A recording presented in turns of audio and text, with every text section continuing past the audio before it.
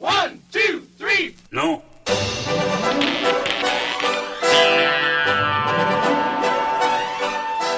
El antepenúltimo mohicano.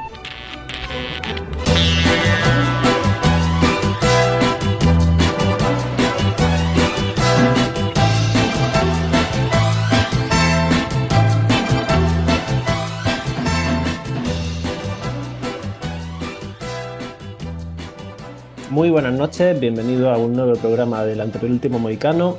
Ahora mismo me encuentro solo en mitad de la inmensidad del océano. Soy Miguel Muñoz Garnica, por si alguien escucha esta señal de SOS.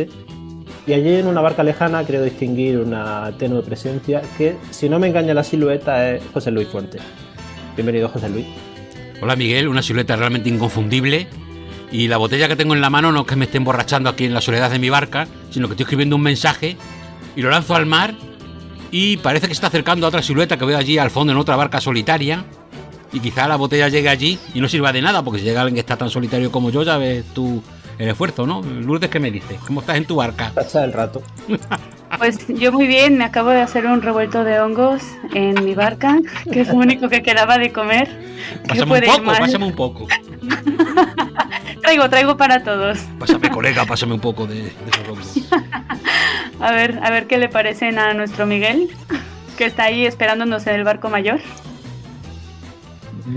Yo de momento no he probado los hongos y no sé qué pasará si lo hago. ¿Qué se siente? Todo bien.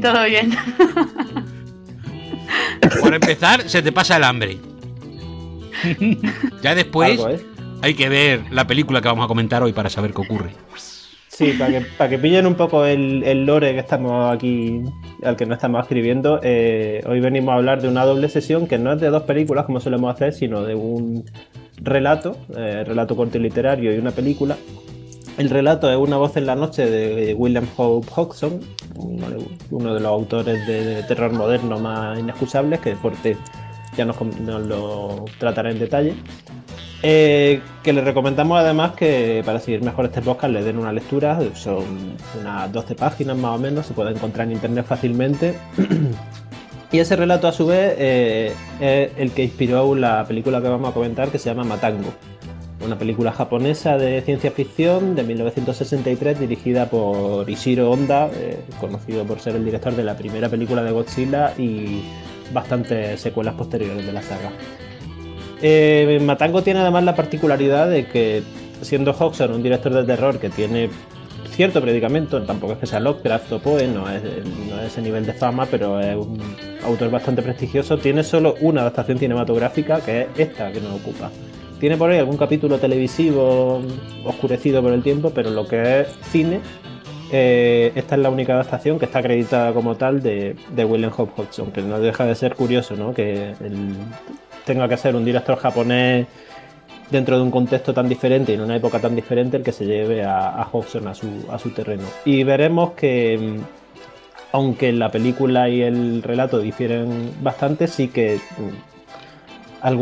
las cuestiones más esenciales del argumento están ahí inalteradas. Yo creo que con un sentido diferente, eso sí, no significa lo mismo el hongo del relato para Hodgson que el hongo de la película para Honda, y ahora explicaremos que esto del hongo, porque tiene bastante intrínculis, pero bueno, iremos por partes. Comentaremos primero el cuento de Hodgson, Una voz en la noche, luego Matango, pero antes de meternos primero con el relato, que como digo, Forte tiene aquí preparado con su habitual saber enciclopédico e ilustrado una introducción a Hodgson, sí que os quería pedir primeras impresiones de la sesión doble, porque Matango es una película que desde luego sorprende bastante. Es una película que se parece a pocas y Lourdes yo creo que aquí puede abrir fuego. Bueno, a ver, tengo que reconocer que es una película que no me esperaba. O sea, había leído el relato antes de ver la película y realmente al haber prometido que era una adaptación me imaginaba algo más apegado al texto, desde luego no, la reimagina por completo, ¿no?, la historia, pero es verdad, como tú dices, Miguel, que mantiene en cierto sentido, sí, pues eso, el sentido ominoso de lo que es el hongo, que ya iremos viendo las similitudes y diferencias. En cuanto a película, me pareció una película muy psicodélica. Recuerda que está rodada en los 60s. Y sobre todo, ya entraremos a fondo, pero me parece que es una película que es precursora de muchas otras y que a su misma vez está como dialogando con otras películas tan random que adapte a Hodgson como que se parezca tanto visualmente, por ejemplo, a Pleno Sol. O sea, es que hay algunos planos del barquito al comienzo que pensaba, o sea, René Clement, si viera esta película, se moriría, o sea, de amor, me refiero, por onda, ¿no? Porque hace ahí unos planos del barquito en alta mar que son súper preciosos, pero que perfectamente podrían estar dentro de la película con Alain Delon a bordo. De hecho, yo esperaba que en algún momento saliera Alain Delon, pero bueno, Macachis no salió. Pero bueno, en general una película muy psicodélica, en eso también se notan los hongos y que yo creo que vamos a divertirnos mucho comentando. Forte, ¿a ti qué tal? ¿Qué te pareció la peli por enésima vez? Bueno, a mí es una película que me encanta, ¿no? Yo, a ver, ya me gustaba mucho Ishiro Honda y cuando descubrí que tenía una adaptación de Hodgson, yo creo que prácticamente es la única, digamos que de manera oficial adapta a este autor, ¿no? Pues, mucho más ganas de verla. A mí me sorprendió mucho cuando la vi, ya comentaré ese inicio en el que me descolocó. Tiene un inicio que es en un psiquiátrico, pues que recuerda mucho a lo que puede ser un relato de Lovecraft, relatos de horror de este tipo, ¿no? De alguien que ha visto tanto horror que su locura se ha perdido la cordura y está ya en el mundo de la locura, ¿no? Que algo muy propio del mundo lovecraftiano, que es muy propio de este tipo de relato, y aunque eso no está en el cuento, pero mola que empieza así, o por lo menos está en digamos, es coherente con los universos que quiere reflejar la película, pero automáticamente pasa a continuación unos títulos de crédito luminosos, coloridos, con una canción pop de la época ultra luminosa, colores muy fuertes, muy potentes, ¿no? Y esa especie de amigos que están disfrutando del barco, ese viaje maravilloso que es totalmente ajeno a los universos tanto de Hobson como de Lovecraft como de los relatos de terror, ¿no? Sí pega con cierto tipo de películas, ¿no? En el que evidentemente ese ambiente feliz pronto será destrozado por lo que va a suceder, ¿no? Pero no tiene nada que ver con el relato que empieza ya en la más pura oscuridad, ¿no? Pero bueno, iríamos hablando de todas estas cosas, si os parece bien. Sí, pues después de estas primeras impresiones, ya que vamos desarrollando, como decimos, vamos a ordenar un poquito la estructura y vamos a empezar pues comentando el relato de Hodgson, que ya les digo que les recomendamos para acompañarnos mejor darle una leída, es fácil de encontrar por internet y por eso mismo vamos a hacer una cosa que siempre tendemos a hacer, que es a dar por sabido el argumento y ya entrar en detalle y a ir destripándolo, ¿no? Pero antes de eso, pues necesitamos esa introducción a William Hope Hodgson, uno de los, ya digo, grandes autores de lo que se llamó la Weird Fiction, ¿no? Esa literatura de terror que prolifera en revistas pulp y que supera un poco los confines del terror gótico, de cuyo máximo representante es H.P. Lovecraft, que es un poquitín posterior a Hodgson y de hecho lo citaba como cierta influencia y era un autor al que respetaba. Así que Forte, todo tuyo.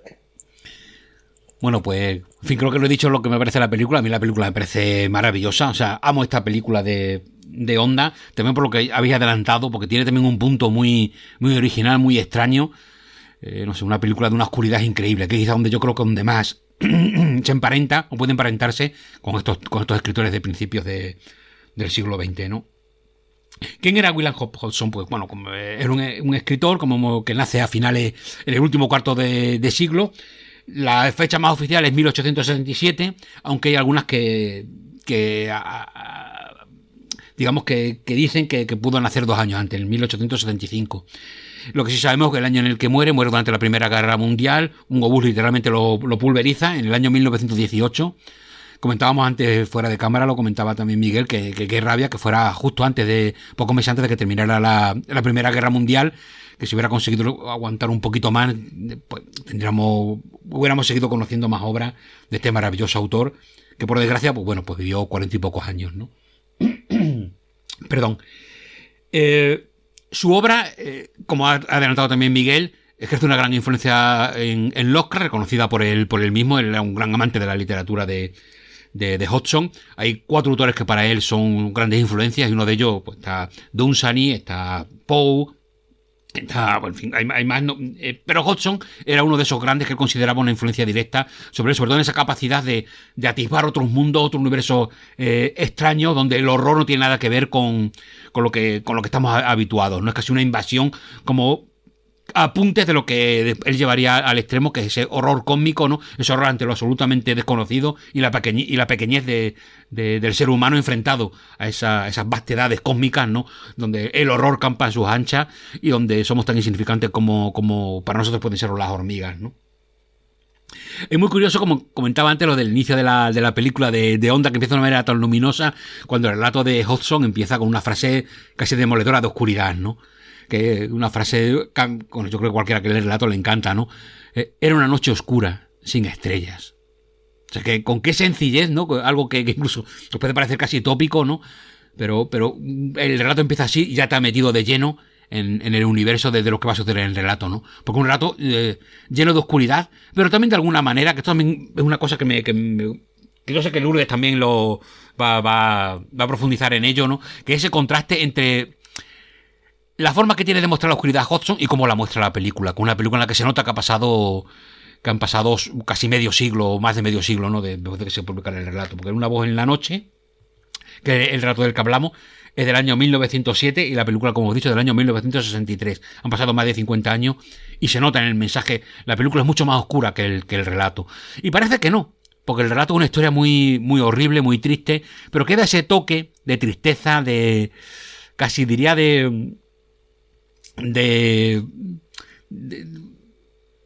como de resignación que tiene el relato, ¿no? Donde los protagonistas, sabedores de su destino horrible, lo aceptan y eso quizás hace más triste la historia, ¿no? No sé, tiene ese toque que a mí me gusta tanto, y eso que empieza como un momento que casi se puede considerar un clásico de la literatura de terror, el inicio de Una voz en la noche, ¿no? Que ese barco varado en calma chicha, ¿no? Otro inicio también muy distinto al de la película, donde precisamente todo se desencadena a través de una tremenda tormenta, ¿no? Aquí tenemos un barco en calma chicha, algo muy habitual en los relatos de Hodgson, ¿no? Pues porque se avanza en la oscuridad de la noche y de repente, desde esas tinieblas, ¿no? Oyen una voz que llama y pide auxilio al barco, ¿no?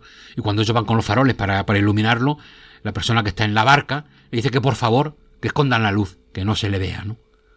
Y claro, eso crea una sensación de extrañeza, de bueno, pero ¿quién es esta persona que pide ayuda? Pero lo que está pidiendo es que por favor no lo iluminen, que le den la comida y que se vayan, que no lo rescaten. Claro, el misterio que crea, ¿no? Es prodigioso, al mismo tiempo que el misterio al mismo tiempo te va introduciendo en ese tono de tristeza, ¿no? que tiene el relato. Hodgson, aunque su vida es breve, pero sí que deja grandes relatos. Voy a hacer un repaso rápido por lo que su obra, ¿no? Y de su vida, bueno, pues podéis encontrar detalles en cualquier sitio que busquéis un poquito por internet. Voy a adelantar algo, pero tampoco voy a entrar en mucho detalle. Sí que quizá lo más potente, que a los 13 años él entra en la British Merchant Navy, ¿no? Y se tira 8 años viviendo literalmente en barcos, ¿no? Llega a recorrer, da la vuelta al mundo en 3 ocasiones. Digamos que recorre todos los mares. Y eso le crea que cuando se pone a escribir, él escribe relatos de terror, pero muchos de ellos, el gran grueso de su literatura, son relatos de terror en el mar, que quizá por lo que se le conoce, ¿no? Por ser prácticamente único, ¿no? O por lo menos en su momento de crear relatos de terror precisamente en este entorno en el que digamos que está más dado a la aventura, ¿no? Hodgson, como digo, tiene de hecho su primera novela, que es del año 1907, voy a entrar un poco en su obra, precisamente Los botes del Glen Carrick, pues digamos un gran compendio, un gran resumen de todos los temas que estaba llevando, que llevaría posteriormente también a sus relatos, ¿no? Una novela que coincide en fecha con Una voz en la noche, y una novela que también tiene una parte en la que los protagonistas se van a enfrentar pues a los dichosos hongos, ¿no? Que protagonizan el relato de Una voz en la noche.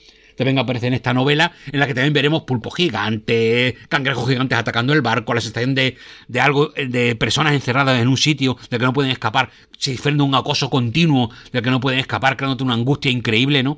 Que eso lo veremos en la novela que escribió posteriormente, en 1908, La casa en el confín de la tierra. que yo sé que para algunos es quizás una novela demasiado rara, demasiado extraña, en un momento en que, sobre todo en su segunda parte, que es prácticamente un delirio, un viaje alucinógeno, que tanto fascinó, que es lo que más pudo fascinar a los cracks de su obra, y que a otros pues nos parece quizá la novela de terror, la novela de terror, no voy a decir la mejor, porque hay muchas que son muy buenas, pero desde luego estaría en mi caso, entre mis favoritas. Una de las mejores novelas de terror que he leído nunca, una novela con una primera parte que es un acoso a una casa, lo que sería en Los botes de Glencarrick el acoso a un barco, aquí es un acoso a una mansión enorme, puesta en un lugar increíble, ¿no? Que parece en un precipicio, que parece el fin del mundo. En la segunda parte veremos que el fin del mundo a que se refiere Hodgson es algo más allá que una casa en un precipicio con un pozo infernal de que aparecen criaturas monstruosas para atacarlo, ¿no? Una obra en cualquier caso originalísima. No vais a leer, si os ponéis con ella, pocas cosas vais a leer que se pueda parecer a La casa en el confín de la tierra, ¿no? Una novela que amo, ¿no? Posteriormente, otra novela es de los piratas fantasmas, que es quizá una de las novelas más terroríficas que he leído nunca. Aunque es irregular, tiene un final que escribió posteriormente, que a mí no me gusta tanto, etcétera, y cuya lectura recomiendo encarecidamente que lo hagáis con un plano de lo que era un barco de la época, indicando que veis todos los mástiles, todos los nombres de los palos, porque es una locura en ese sentido. Pero si lo hacéis siguiendo un plano de un barco de esa época, es muy importante, porque cuando ataquen los piratas fantasmas del título, es increíble cómo tiene en cuenta la posición de cada pirata en ese barco. Es alucinante. Y cómo eso le ayuda a generar la sensación de agobio, de ataque imposible de detener, de ataque angustioso, ¿no? Que vemos en tantas de sus novelas, ¿no? Hay momentos inolvidables en Los piratas fantasmas, es cuando la tripulación, el barco empieza a notar que también están en calma chicha, lo típico de Hodgson, ¿no? Y notan que algo está apoderándose de las velas en la oscuridad, ¿no? Oyen ruidos, de repente una figura de un marinero que cae y se estrella contra el maderamen, surgiendo de la oscuridad, todos los marineros aterrados con sus faroles, intentando iluminar la noche, pero son incapaces de ver un palmo más allá de sus alturas, y notan que está el terror apoderándose de todos los mástiles del barco, ¿no? La sensación que consigue transmitir Hodgson de angustia, de pesadilla en vida, de ataque imposible de detener, como ya hemos visto en novelas anteriores, en relatos anteriores, que tanto en Los botes del Glencarrick como en La casa en el confín de la tierra, lo volvemos a tener aquí en Los piratas fantasmas. Es un momento realmente, este momento de la novela, que sucede como a la mitad o así, es prodigioso, es una maravilla. No voy a contar más detalles porque suceden un montón de cosas, ¿no? Es una novela que yo recomiendo encarecidamente, aunque quizá iría por el orden de lo que él llamó en esta trilogía del abismo, ¿no? Que serían esta novela de 1907, Los botes del Glencarrick, 1908, La casa en el confín de la tierra, y 1909, Los piratas fantasmas, ¿no? En el fondo, tres diferentes acercamientos a tres formas del terror que en el fondo no dejan de ser pues casi la misma, ¿no? El terror ultra angustioso y ese contacto con otros mundos o otro mundo totalmente que no tiene nada que ver con el nuestro que plantea Hodgson en sus novelas, ¿no? Por supuesto, relatos aparte, después comentaré. Tiene tiene un personaje que es un clásico detective, digamos que a finales del siglo XIX, Sherlock Holmes de Arthur Conan Doyle. Implanta una nueva forma de escribir novelas de relatos detectives, novelas de detectives, influye a todo el mundo y de alguna manera llega a influir a lo que eran los detectives de lo parapsicológico, que ya existían de antes, ¿no? Porque ya había escrito Joseph Sheridan Le Fanu, tenía su profesor Geselius, ¿no? Que aparece brevemente, es el presentador de la historia de Carmila, su mítico relato de fantasmas, de vampiros. Carmila es una vampira, anterior al Drácula de Bram Stoker. Pues estos personajes de detectives parapsicológicos, aunque muchos de ellos, o por lo menos Geselius es antes de Sherlock Holmes, todos después beben mucho de la figura de Sherlock Holmes, ¿no? Personaje muy inteligente, con una capacidad, una agudeza visual, una agudeza intelectual, prácticamente que los pone por encima de todos, ¿no? Y pues también tiene Hodgson su personaje su investigador de la paranormal, que es el gran Carnacki, ¿no? Carnacki, ¿qué tiene de maravilloso? Aparte de que sus historias son buenísimas, los relatos son alucinantes, tiene relatos de terror fantástico, tiene otros de terror que que lo que Carnacki hace precisamente lo contrario, demuestra que son falsos, que son lo que llamaríamos Scooby-Doo, ¿no? Historias de Scooby-Doo, que parece que va a haber algo fantasmal, pero no. Hay, por desgracia, una persona, o personas reales, y personas reales, que mal queda eso, ¿no? Pero ya me entendéis, no son fantasmas ni espectros lo que hay detrás de los hechos supuestamente sobrenaturales. Pero Carnacki destaca por dos cosas maravillosas. Uno, su aparataje, ¿no? Es como un científico que va siempre lleno de aparatos y cacharros para resolverlo todo, lo cual es maravilloso. Pero sobre todo, lo que hace que te enamores totalmente de este personaje es que es un absoluto cagón. O sea, se muere de miedo ante cada caso. Claro, a mí me parece maravilloso porque me veo yo en Carnacki. O sea, me veo de alguna manera ese personaje. Mira que a mí verme o no en los personajes me importa un rábano. Pero con esa parte de que en cuanto aparece un fantasma estoy muerto de miedo. Pero claro, aún así, mi trabajo es investigarlo, así que allá voy, ¿no? Es como cuando yo me enfrento a las novelas de terror que tanto me gustan, ¿no? Los cuentos de terror, ¿no? Me muero de miedo continuamente, soy súper miedoso. Yo lo siento por esa gente que dice que le gusta mucho el terror, pero que no pasa miedo con ninguna novela ni cuentos de terror. Quizás se debe mirar, que a lo mejor lo que le gusta a otra cosa, no sé, no tengo ni idea. Lo apunto solamente. Pero yo desde luego paso mucho miedo, y eso que no creo en fantasmas ni creo en nada, pero es que por eso me gusta la literatura fantástica, porque es fantástica. Y me muero de miedo, me pasa lo que a Carnacki. Bueno, pues un detective de lo paranormal, súper miedoso, lo cual lo hace, le da un toque divertido a sus historias, que me parece increíble, es cómo maneja también, cómo pasa de un momento a otro, del momento muy divertido a momentos puramente terroríficos. Es genial, Carnacki. Si no habéis leído nunca Hodgson, recomendaría algunos de los relatos, pues tengo Una voz en la noche que comentaremos, que es, digamos, el corazón en el que se basa la película Matango. Y también, de paso, pues recomendaría La nave abandonada, con un relato de 1912, en el que también la película, aunque explícitamente la adaptación oficial sea de Una voz en la noche, también toma muchas cosas de La nave abandonada de Hobson, ¿no? Pues estos dos relatos son dos delicias, y que además podéis encontrar en un volumen que además sé que acaba de reeditar Valdemar, en su colección Valdemar Gótica. Tiene su tomo Los mares grises sueñan con mi muerte, cuentos completos de terror en el mar, que como su nombre indica, están todos los relatos de Hodgson, de terror, ambientados en el mar, con una edición de José María Nebreda, que es un absoluto escándalo de libro, ¿no? Son casi 800 páginas, en las que no sobra ni una, y que al terminar te entran ganas de volver a empezar desde el principio, una absoluta delicia. Y quizá para terminar, dije que iba a ir rápidamente, lo siento, pero este repaso rápido a su obra, también recomendaría El reino de la noche, de Nightland, que es la última novela que llegó a escribir en el 1912, donde ya da un adelanto de lo que estaba empezando a ver en la Primera Guerra Mundial. Todos esos paisajes de pesadilla que describe la novela, muchos de ellos parecen directamente sacados de escenarios de guerra, la desolación, tierra.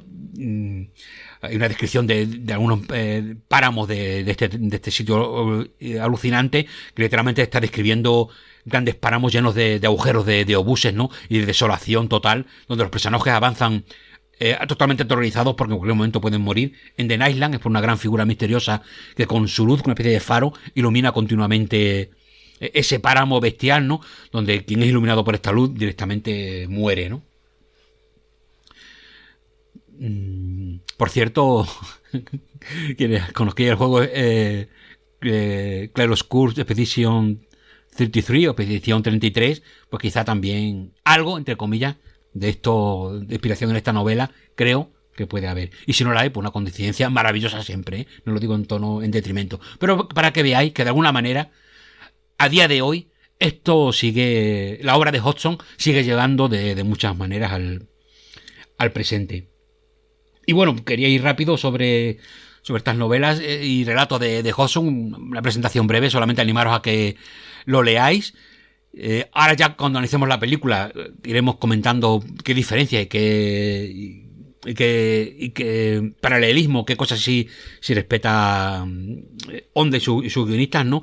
En lo que quizá lo que más destacaría es como literalmente no teniendo en cuenta la letra, o sea, haciendo algo, haciendo un poco lo que le da la gana.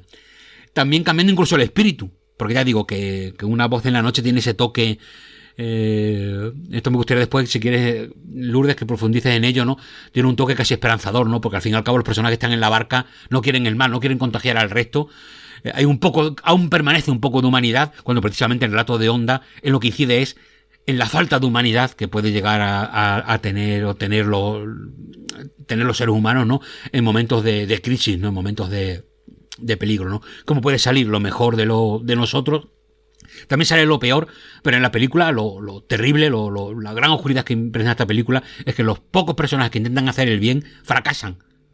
O O sea, los que triunfan son los que precisamente hacen el mal o se ven abordados o inundados de inhumanidad, ¿no? Cuando los deseos más bajos del hombre y de las mujeres pues hacen su acto de aparición en esta isla de los hongos. Por último, recomendar un relato, ya que estamos hablando de relatos de terror en el mar.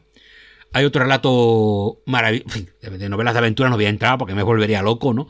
Así que paso completamente, pero sí voy a recomendar otro relato de terror en el mar, otro clásico, que además tiene mucho parentesco con Hodgson, no solamente porque este relato, un relato extenso, casi sería una mini novela corta, ¿no?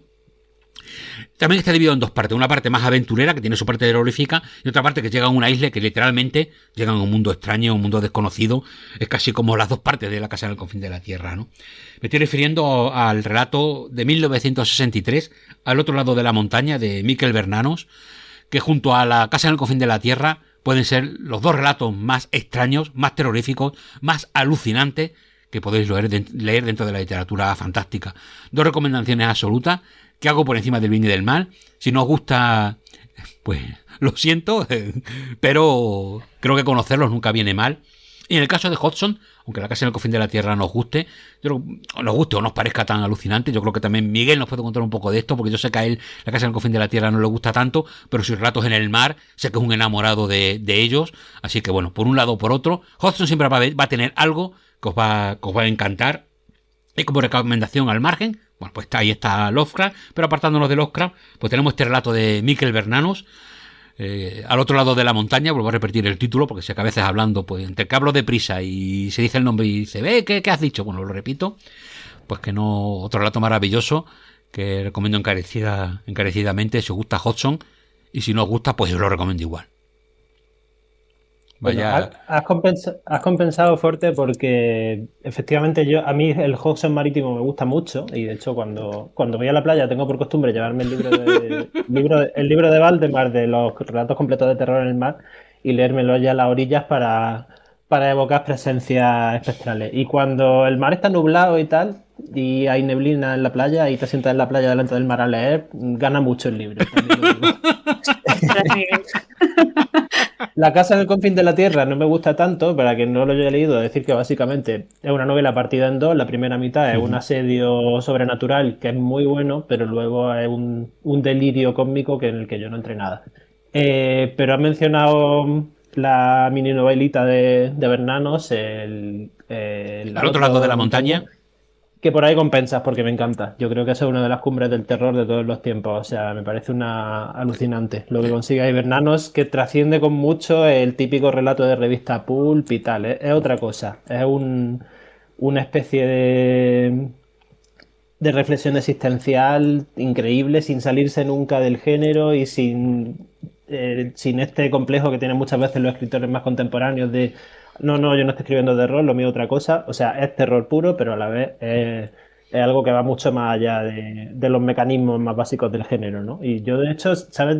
Viendo una peli este año me acordé mucho de ese relato y te va a sorprender cuál fue con la que me acordé fuerte. Es La aventura de Antonioni. ¿Sí? A mí La aventura de Antonioni, por sensaciones... Porque es una película que transcurre en una isla también medio desierta, pelada y tal, y esas sensaciones de desazón existencial y tal, de algún modo me trajeron al relato. O sea, no es que haya una influencia, no creo que Antonio ni lo conociese ni se lo hubiese leído, pero creo que cada uno a su manera en el fondo están hablando de lo mismo. No, porque además, si no me equivoco, la película de Antonioni es anterior incluso al relato de Bernanos, ¿no? O no me hagas mucho caso, ¿eh? La aventura de Caño es. Míralo si quieres. Comento una cosita también... Porque, iba a decir... La aventura de los 60, no sé exactamente qué fecha. Vale, es que el relato de Bernanos es del 63. Yo la aventura creo que es del 61, pero no hagas mucho caso, ¿eh? Sí, pero vamos, que no es porque influencia. Sí. O sea, no es coincidencia, digamos, ¿no? Uh-huh. Sí, es que en el fondo son dos autores con las mismas preocupaciones existenciales y cada uno las vuelca de una manera. Pero en cosas muy físicas, tanto de la película como del relato, en la forma de interactuar con el entorno, en el paisaje desolado, a mí me lo recuerdo mucho, de hecho. Pero bueno, esto es muy anecdótico. Sí, si me permites, Miguel, un momento, quizá en la parte en Bernanos, la primera parte, hay momentos incluso recuerda mucho a Joseph Conrad, ¿no? Lo que sucede en el barco, todo lo que va sucediendo, puede recordar mucho a relatos de Conrad, Sí, ¿no? bueno, a Conrad y al famoso, la única novela que escribió Poe, ¿cómo se llamaba? La narración de Arthur La Gordon narración Pym. de Arthur Gordon Pym, que para mí es la narración de Arthur, la primera parte, retomar la narración de Arthur Gordon Pym, mejor todavía para mi gusto, incluso que Poe, que fíjate que ya es decir, y luego llevársela, darle el final que Poe no quiso darle, y ya redondearla del todo, ¿no? Sí, bueno, Pero perdóname, bueno, que muy bien traída también la narración de Arthur Gordon Pym, porque otra novela de terror en el mar, alucinante. Alucinante. Sí. Perdóname, venga, sigue, Miguel. Sí, alucinante también, pero ya digo que para mí incluso Pernal la mejora, incluso, haciendo básicamente casi el mismo relato en la primera parte y aún así llevándosela a otro lado. Lleva a decir que antes de entrar en detalles de comentarios de Una voz en la noche y tal, sí que puede ser bueno que contextualicemos un poco Matango, porque a mí los comentarios que se me van ocurriendo van a ir relacionando mucho las dos cosas, película y libro. Entonces, bueno, voy a sacar un poco los apuntitos que tenía preparados para contextualizar la figura de Ishiro Honda y cómo se produce Matango dentro del contexto industrial japonés. Y ahora me complementáis un poco porque tanto Fuerte como Lourdes han visto un documental reciente sobre la figura de Honda, de producción española además, por cierto, que a mí no me ha dado tiempo a verlo. Ahora citarán el nombre completo y dónde se puede ver. Pero por ir contextualizando un poco a Honda, simplemente decir que lo que adelantábamos al principio, Honda es, para empezar, uno de los directores más prolíficos de la historia del cine japonés, probablemente. Un director que hacía muchas películas, era un destajista, como dice Forte, de los directores de cine clásico americano de la época, pero en el contexto japonés. En cuanto hace Matango, Honda ya tenía una trayectoria abultada como director de películas de Godzilla, era un director con cierta estrella, no dejaba de considerársele un artesano de películas de género, pero era un hombre conocido, era un tipo en el que se confiaba, era un director solvente, que sabía gestionar muy bien a las estrellas, que sabía gestionar los recursos. Y de lo que no hay del todo constancia es hasta qué punto la implicación de Honda en Matango fue personal. O sea, se sabe que el origen de la producción es el interés de un productor de la Toho, que es la compañía donde trabajaba Honda, en adaptar el relato de Hodgson. Y lo que este productor hace es que en vez de encargar directamente una adaptación de guión, lo que hace es contratar a dos escritores, un novelista más prestigioso y un escritor de revistas pulp japonesas típicas, y les pide que cojan el relato de Hodgson y lo reescriban en otro relato literario. Y se publica en una revista pulp japonesa. Y después de esa primera adaptación ya ese relato se adapta a guión. Y ahí es cuando entra Honda en el proyecto. Honda nunca dijo muy claramente si él buscó entrar en este proyecto o simplemente le cayó. Pero sí que él ha contado que le interesó sobre todo el trasfondo temático. Honda hacía lo mismo en Godzilla, ¿no? Era un tipo que, como la mayoría de japoneses de su generación, estaba muy marcado por la guerra y sobre todo por las bombas atómicas, por la idea de la destrucción, por la capacidad que tenía el ser humano de destruirse a sí mismo y por la, digamos, envergadura de esa destrucción, como en un momento dado todo tu mundo se podía venir abajo. Todo eso está perfectamente volcado, sobre todo en la primera película de Godzilla. Luego las películas de Godzilla se fueron volviendo más lúdicas con el tiempo, pero la primera es muy desoladora, ¿no? En ese sentido. Y Honda en Matango vio también un trasfondo temático, que para él tenía más que ver con cómo la sociedad japonesa, después de los horrores de la guerra y la inmediata posguerra, se estaba un poco olvidando de todo, ¿no? Y estaba tendiendo cada vez más a la evasión, al individualismo, al nuevo consumismo de rayo occidental. Y de hecho él dice que le interesaron mucho los personajes de los 7 personajes que aparecen en la película como representación de una nueva juventud japonesa más adinerada, en la que él veía como esas escapadas que hacían al mar. De hecho, él se basa en una noticia real que salió en los medios de un grupito de jóvenes japoneses que alquilaron un velero, se echaron a la mar, se perdieron y se quedaron a la deriva y tuvieron que rescatarlos, ¿no? Y él veía como actitudes muy escapistas y muy individualistas en las que localizaba un trasfondo de crítica, ¿no? Entonces él quiere hablar de eso. Tanto en el detalle de la aventura en el barco que abre la película, como bueno, en el sentido que le da al hongo en la película, ¿no? Eh, la Toho, por ponerlo un poco en contexto, en esta época es quizá la gran productora japonesa, o una de las grandes. Estaba haciendo bastante dinero con las Kaiju Ega, con las películas de monstruos, con Godzilla a la cabeza, pero también tenían por ahí las películas de Mothra, que eran otro filón y muchas veces se cruzaban entre sí todos estos monstruos, ¿no? Y a la vez la Toho también tenía empleado al gran nombre del cine de autor japonés de esa época, que era, aparte de un autor muy prestigioso, era un tipo que hacía dinero con sus películas, que era Akira Kurosawa. Akira Kurosawa en este momento era el rey absoluto de la Toho, hacía y deshacía a su antojo en la productora. Y como todavía estamos en una época en la que la debacle del cine víctima de la televisión no ha terminado de golpear al cine, todavía se mantiene el cine como rey, pues la Toho estaba en muy buena disposición para hacer dispendios, ¿no? Entonces, eso también es lo que explica que se hiciese una película como Matango, que estaba completamente desconectada de las sagas principales de la Toho, que no era una kaiju, que era una obra de ciencia ficción, que era un género que Japón en esta época estaba empezando a explorar y siendo una adaptación de Hobson, ¿no? Es una película en ese sentido un poco más arriesgada. Y es una película que en su momento la crítica no entendió nada. Más bien se llevó críticas por lo inverosímil que era, pero no funcionó mal en taquilla, no fue tampoco un fracaso. Eh, y de la contextualización de la película realmente nada más, ¿no? Yo si queréis añadir, bueno, sí, queréis añadir algo de la figura de Honda a raíz de lo que habéis visto en el documental y luego ya entramos a la comparación y al detalle de película y cuento. Sí, pues básicamente es lo que dijiste. Sin más voy a dar un par de detallitos más, pero creo que está bastante completo el perfil.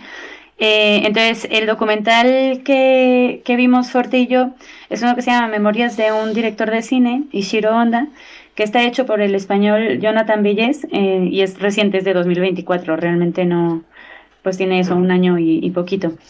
Entonces, bueno, creo que de ahí, del documental, destacaría tres cosas.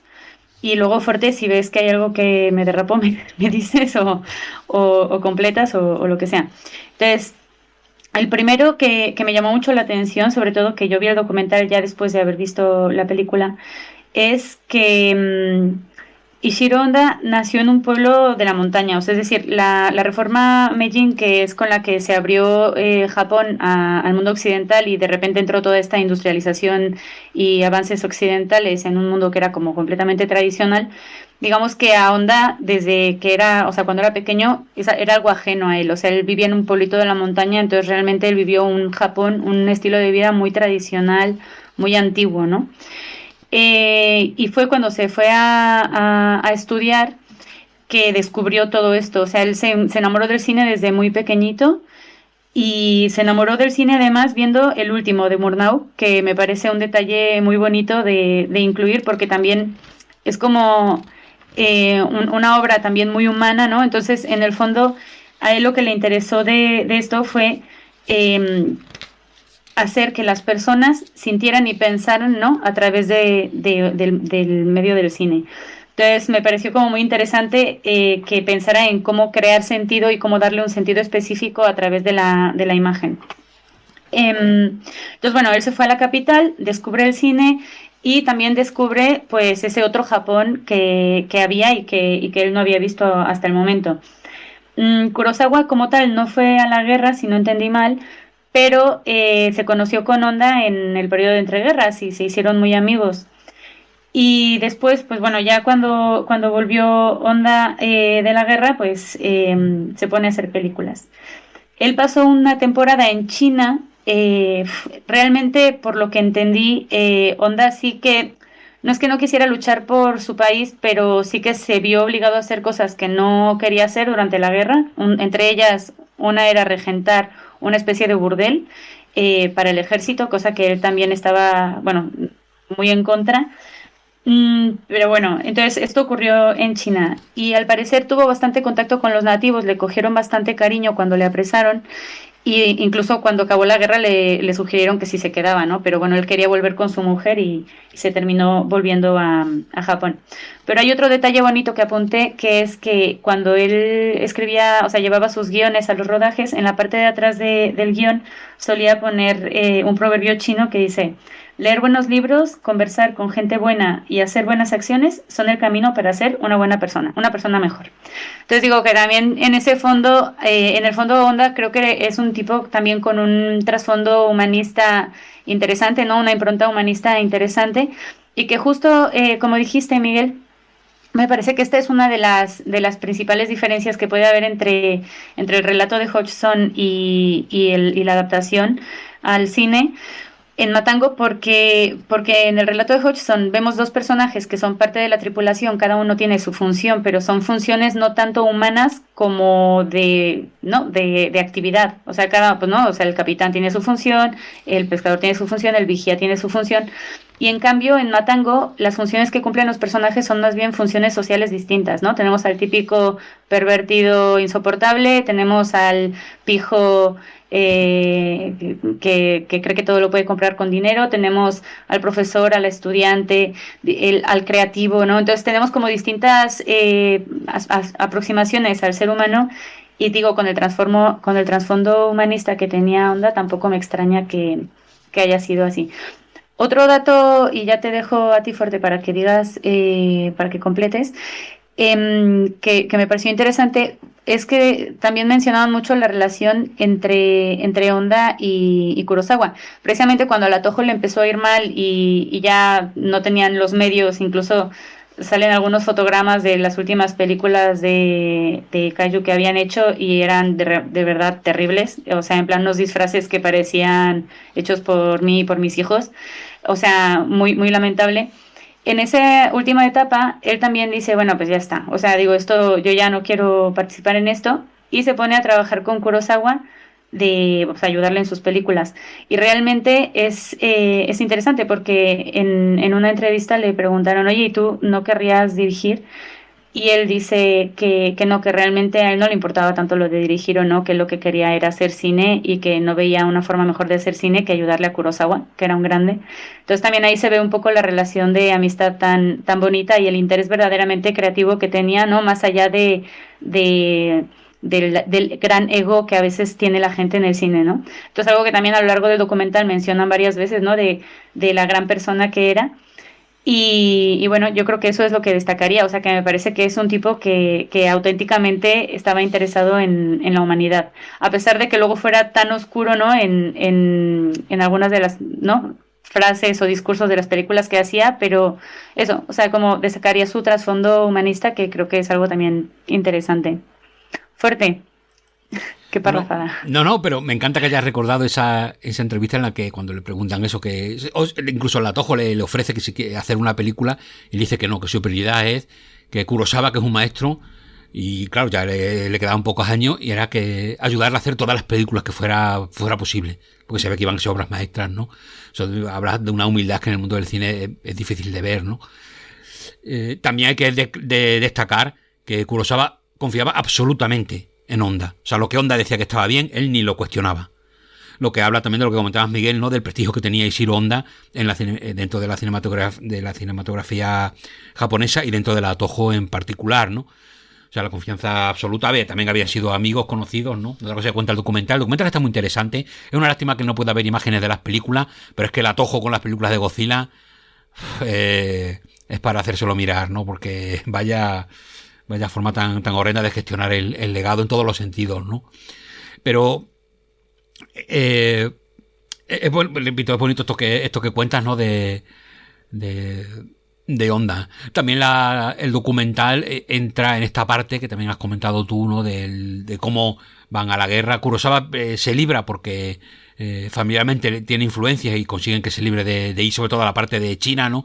Pero Honda, por cuestiones ideológicas, hace algún comentario que no gusta mucho al emperador y a los poderes de la época y lo mandan a Manchuria, a China, en el momento más terrible donde Japón está haciendo absolutas barbaridades terroríficas.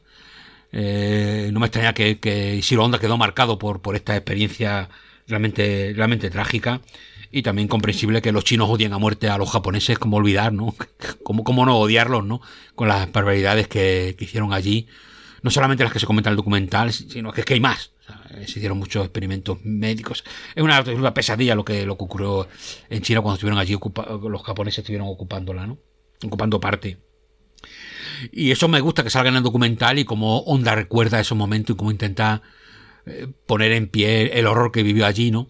Yo creo que eso también incide mucho en el objetivo de su vida, que fue esa parte humanista, ¿no? No olvidar que el hombre podía tener su parte buena, ¿no?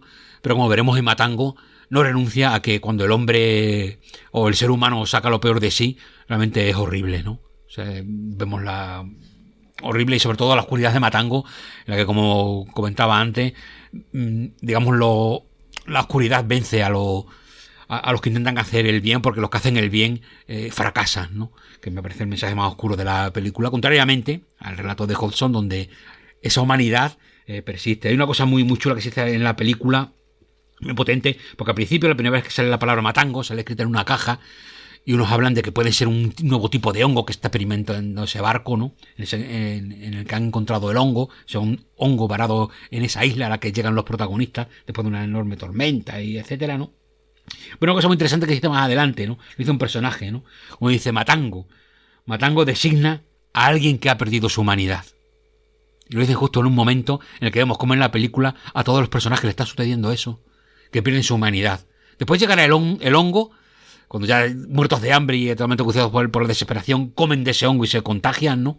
Prácticamente se está comentando una reflexión muy importante sobre lo que es la adicción a algo, ¿no? Las adicciones en este momento, en el año 63, pues las drogas psicotrópicas pues también estaban ahí, ¿no? Empezaban a tener su nombre, ¿no? Y como también, pues como las barreras de la sociedad, ¿no? Vemos que son muy débiles, ¿no? Como caen, como son derribadas con total facilidad, cuando la voluntad de sobrevivir en circunstancias muy difíciles se sobrepone a todo, ¿no? Y de repente eres capaz de cualquier barbaridad con tal de sobrevivir. Eso lo vemos desde el principio de la película y poco a poco irá yendo a más, ¿no? Y estos 7 personas que están en ese barco, vemos como poco a poco la amistad que parecían tener, los fuertes lazos que tenían unos con otros, se destruyen cuando se tiene hambre, ¿no? Que algo sobre la película es implacable en este sentido, en el que una película que parece de terror enseguida deviene una película de horror moral, casi diría, ¿no? Antes de dar más paso, vuelvo a dar paso, decir que comentabas, Miguel, de la ciencia ficción. Onda precisamente había hecho alguna película de terror y ciencia de ficción anteriormente, y quizá la más famosa a día de hoy pueda ser, lo tengo apuntado por aquí, el título, siempre se me olvida el título de esta película, Batalla en el espacio, del año 1959, una película muy conocida porque tiene las famosas escenas, ¿no?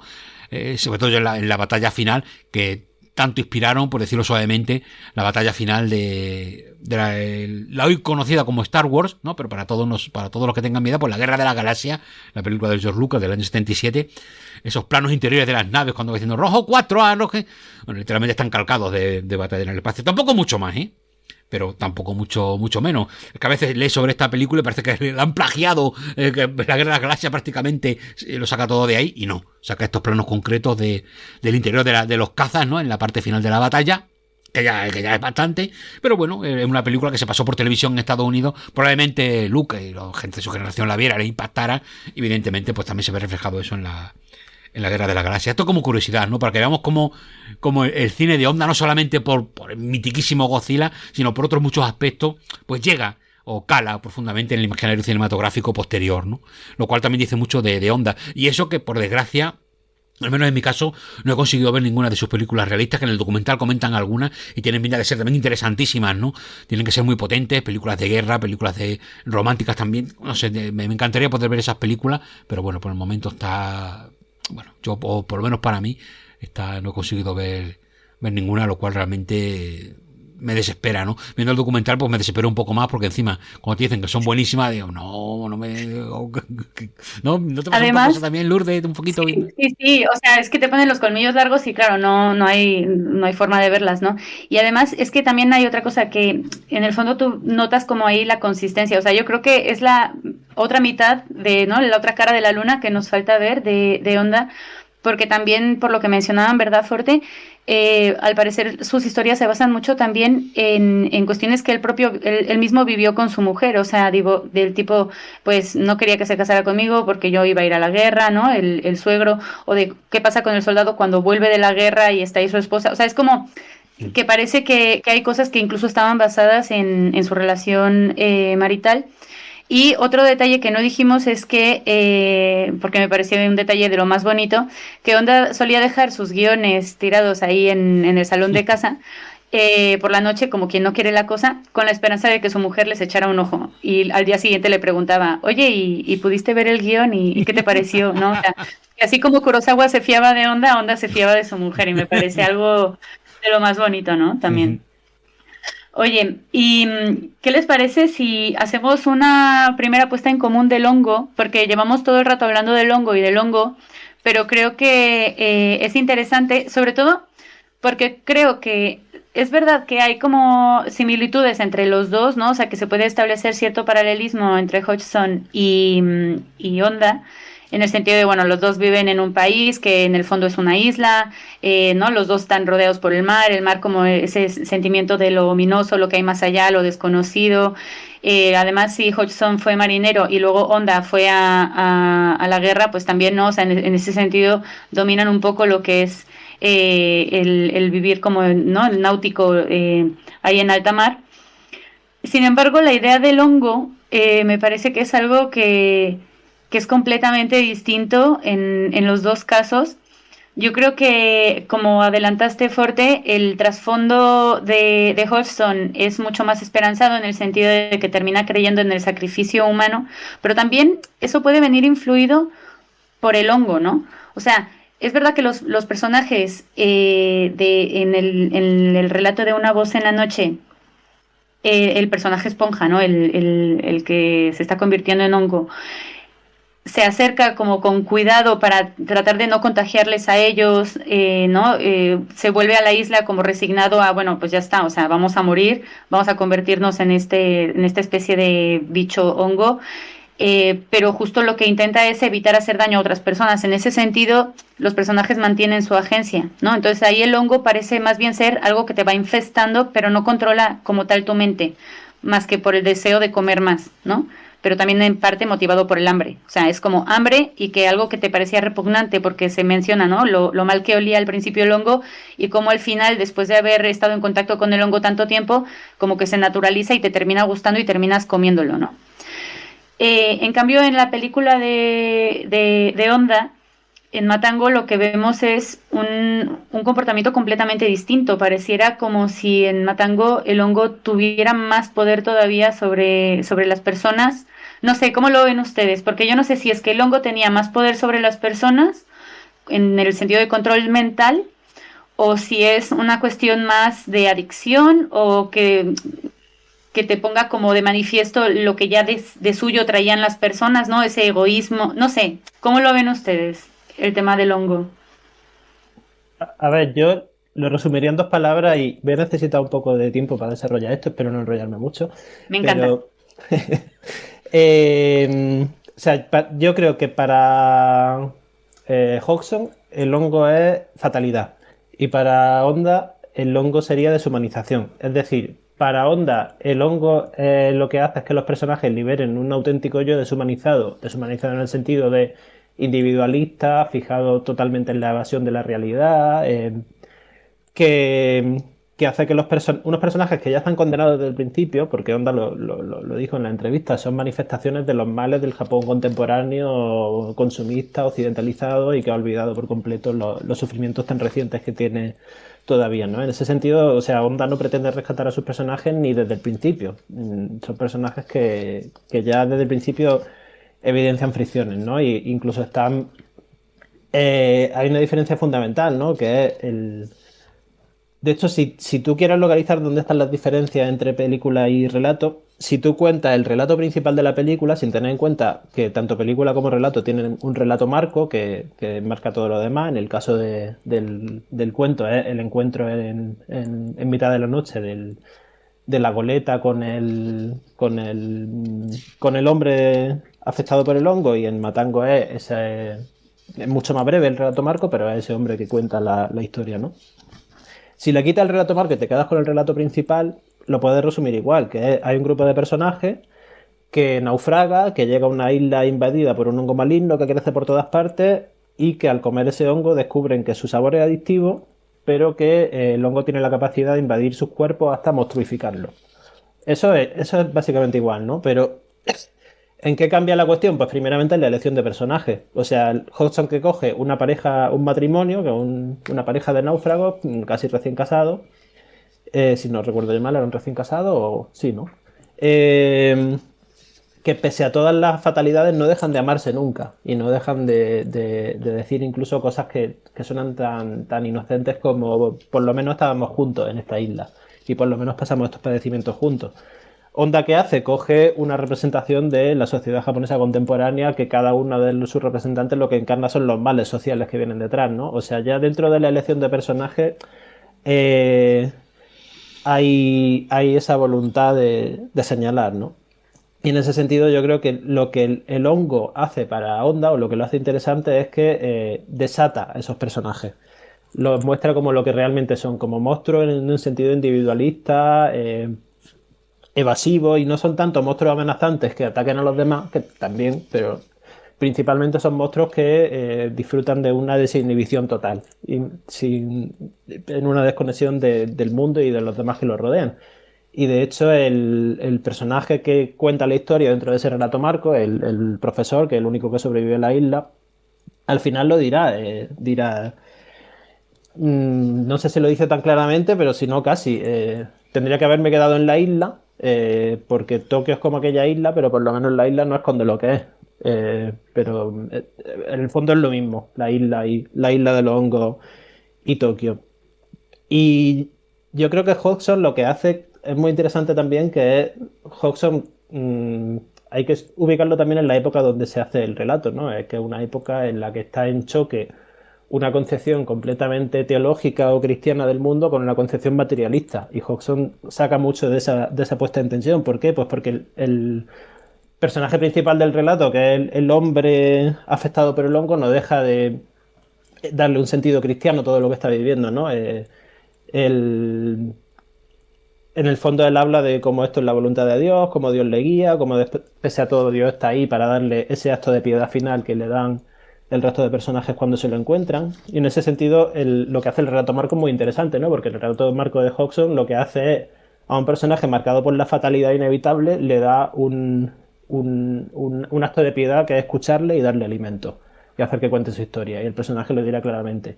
Esto es una señal que me manda Dios para que yo cuente mi historia y no me la lleve conmigo, y por lo menos que ustedes me escuchen. Cuando sin embargo el relato marco de Matango, el personaje, se fija ahí, es un personaje que habla en principio para el espectador dentro de una cárcel, y que lo primero que dice es que no espera ser creído. O sea, que él cuenta su historia y no cuenta su historia como ascribiéndose pese a toda la resistencia que ha ejercido el hongo, sino para lamentarse de que él no se uniera al resto de afectados por el hongo. Hodgson, sin embargo, lo que hace es contar un relato que tiene una parte muy cruel, ¿no? Si le quitamos el relato marco, en el que está la piedad de escucharle y la piedad de compartir sus alimentos con él, es absolutamente cruel, porque algunos autores que he leído que analizan el relato de Hodgson lo que dicen es que en el fondo es una versión de la expulsión del paraíso, ¿no? De una especie de Adán y Eva que llegan a una isla paradisíaca, pero con la diferencia fundamental de que el protagonista ni siquiera muerde la manzana, se la hacen morder. Que me parece que ahí está uno de los elementos fundamentales del relato, porque si recordáis, el momento en el que el protagonista prueba el hongo, pese a toda su resistencia y pese a su sacrificio y al hambre que pasa, es que llega un monstruo hongo y se lo pone en la boca. Le hace una especie de comunión blasfema totalmente, ¿no? Entonces hay como una cierta... El hongo en ese sentido, en el relato de Hodgson, casi que se manifiesta como una especie de burla hacia sus convicciones cristianas. Hacia esta fe que tienes no te está sirviendo para nada, porque por mucho que persistas en tu resistencia, cae igual. Eres un Adán caído que ni siquiera ha pecado, ¿no? Sino que te han impuesto el pecado, por decirlo de alguna manera. Y claro, para mí Hodgson, digamos que no sé, creo que Hodgson nunca hizo declaraciones sobre si él era creyente, no creyente, qué opinaba de la religión o que no. Pero bueno, lo que hace ahí es poner en tensión esta idea, ¿no? De un mundo en el que muchos escritores o muchos personajes o el clima intelectual de la época se está enfrentando a la idea de cómo le damos sentido a un mundo en el que cabe la posibilidad de que Dios no tenga nada que ver, ¿no? En el que sea todo materialidad pura, que eso es lo que abre también la vida del horror cósmico que decía Forte antes. Cuando Lovecraft coge esa idea y la impulsa, ¿no? Y Hodgson se sitúa en esa tensión. Hay una idea en el fondo muy cristiana, que es la de la piedad, cuando el personaje final lo escuchan, pero toda la historia que él cuenta es una caída progresiva en la degeneración, en la monstruosidad, que él, por mucho que se haya resistido, no le ha servido para nada, ¿no? Y ya digo, sin embargo, Matango, esa tensión no está. O sea, en Matango, desde el principio al final, los personajes se encuentran con el hongo porque es la manifestación más perfecta de lo que ellas son, de base, digamos, ¿no? Y creo que más o menos por aquí es por donde quería ir. Espero haberme explicado bien y dejo la parrafada. Pues mira, Miguel, si me permite, hay cosas muy interesantes que has dicho, sobre todo esta parte final, esta tensión entre lo religioso y lo materialista, que después veremos precisamente Lovecraft, a su terror se llama terror materialista, ¿no? Incide mucho en lo material también, pero aquí quizá lo que hablas de la tensión, por una parte está esa resignación, que sí sería un sentimiento profundamente cristiano, pero también está la parte de fatalidad inevitable y de destino ya escrito, ¿no? Que eso sería más protestante, digamos, que recordemos que Hodgson es un escritor inglés y quizá, a no ser que fuera de la onda de Tolkien y Lewis, ¿no? Que sí que eran, ¿no? Pero yo imagino que Hodgson, quizá por la época, tendería más a ser protestante, que también está esa tensión, estaría igual, ¿no? Pero de otra manera, digamos, ¿no? En fin, al cabo, está la figura de Dios por encima, pero son quizá maneras diferentes, ¿no? De enfrentarse a la realidad o a lo que te va a deparar el destino. Yo creo que el personaje de la pareja protagonista, la pareja que sufre la invasión de los hongos en el relato, podían, digamos, ser cualquier persona de a pie que tuviera, pues, no hace falta que sea un gran creyente, sino con que creyera o algo a lo que aferrarse, ¿no? Es como una especie de creencia que te va a dar un poco que para él son fundamentalmente dos, y sobre todo hay una muy importante que en su gran novela de... Madre mía. Vaya memoria que tengo. El reino de la noche, para él es ese sentimiento de amor por encima de todo, ¿no? El amor siempre te salvará o te redimirá, ¿no? Que aquí también es muy importante, porque todo habla de su pareja y que por encima de todo, ese amor pervivirá, ¿no? Independientemente de que sea desolación, de que han llegado a un lugar en el que parece que Dios no puede llegar, que Dios no existe ahí, da igual. Todo prevalecerá porque no ha conseguido romper esa relación fuerte que tienen ellos, ¿no? Que era algo muy importante para Hodgson. Y quizá otra cosa también que definirías, me ha encantado que hayas buscado una palabra para definir cada historia. Yo quizá buscaría que si la de Onda es una película sobre la desesperanza, no hay esperanza, no hay evasión posible al horror, ¿no? Ese remate final, como has comentado, Miguel, ¿no? De que sí, bueno, estamos en una isla, pero es que estoy en Tokio y es otra isla donde veo lo mismo que vi en la isla pesadillesca que acabo de abandonar, ¿no? Y quizá lo que quizá prevalece en el relato de Hodgson, sobre todo al terminar el relato, ¿no? Porque el momento en que evidentemente te invade el terror, la tensión, el misterio, la angustia, ¿no? Es quizá la melancolía. A mí, o por lo menos a mí, siento mucha melancolía, ¿no? Porque esos dos personajes es como... maldita sea, qué horror, ¿no? Porque tú dices, han sido expulsados del paraíso, pero es que fíjate de qué manera son expulsados, porque si es así, es injusto. Porque son abandonados por una tripulación que se rebela y de manera injusta ellos los dejan a la deriva en el mar, los abandonan, no los expulsan, los abandonan a su destino. Y la esperanza que encuentra, que por fin encuentran una isla donde sobrevivir, resulta que la isla es un infierno. Es como, Dios mío, esa pareja le ha sucedido todo lo horrible que les puede pasar, ¿no?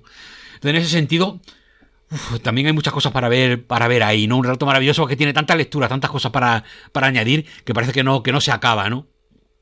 Y me encanta lo de Adán y Eva, porque viendo la película, curiosamente, si me cuesta más ver a Adán y Eva en el relato de Hodgson, precisamente porque es injusta esa supuesta expulsión, sin embargo, lo veo claramente en la de Onda, que precisamente huye de esta parte, porque encima además el budismo, en principio, que se pone en Japón, por la alejaría, o también esa especie de esa especie de mezcla extraña que tienen religiosamente los japoneses, ¿no? Donde un poco todo les cabe, ¿no? No tienen ningún problema en aceptar incluso ritos de otras religiones. A ellos les da igual porque precisamente su concepto de la religión se lo permite.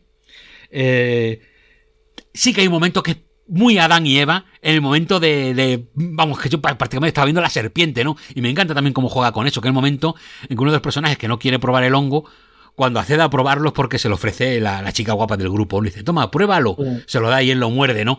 Ves la manzana ahí, ¿no? Todos esos detalles me encantan.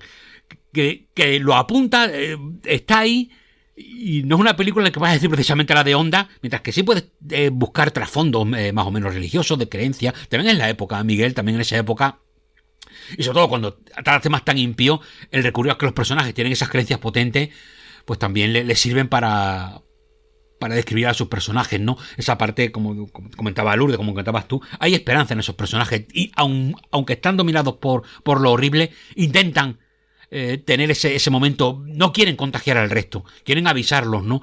Eso es lo terrible que tiene una voz en la noche, que parece que va a ser terrorífica, que parece que va a ser horror. Fijaos como uno de los protagonistas del relato no quiere obedecer a ¿cómo que no lo vamos a iluminar? ¿Cómo que vamos a apartar la luz? Puede ser algo peligroso, y sin embargo el capitán insiste, no, apartemos la luz, escuchémosle, vamos a ver qué nos tiene que decir.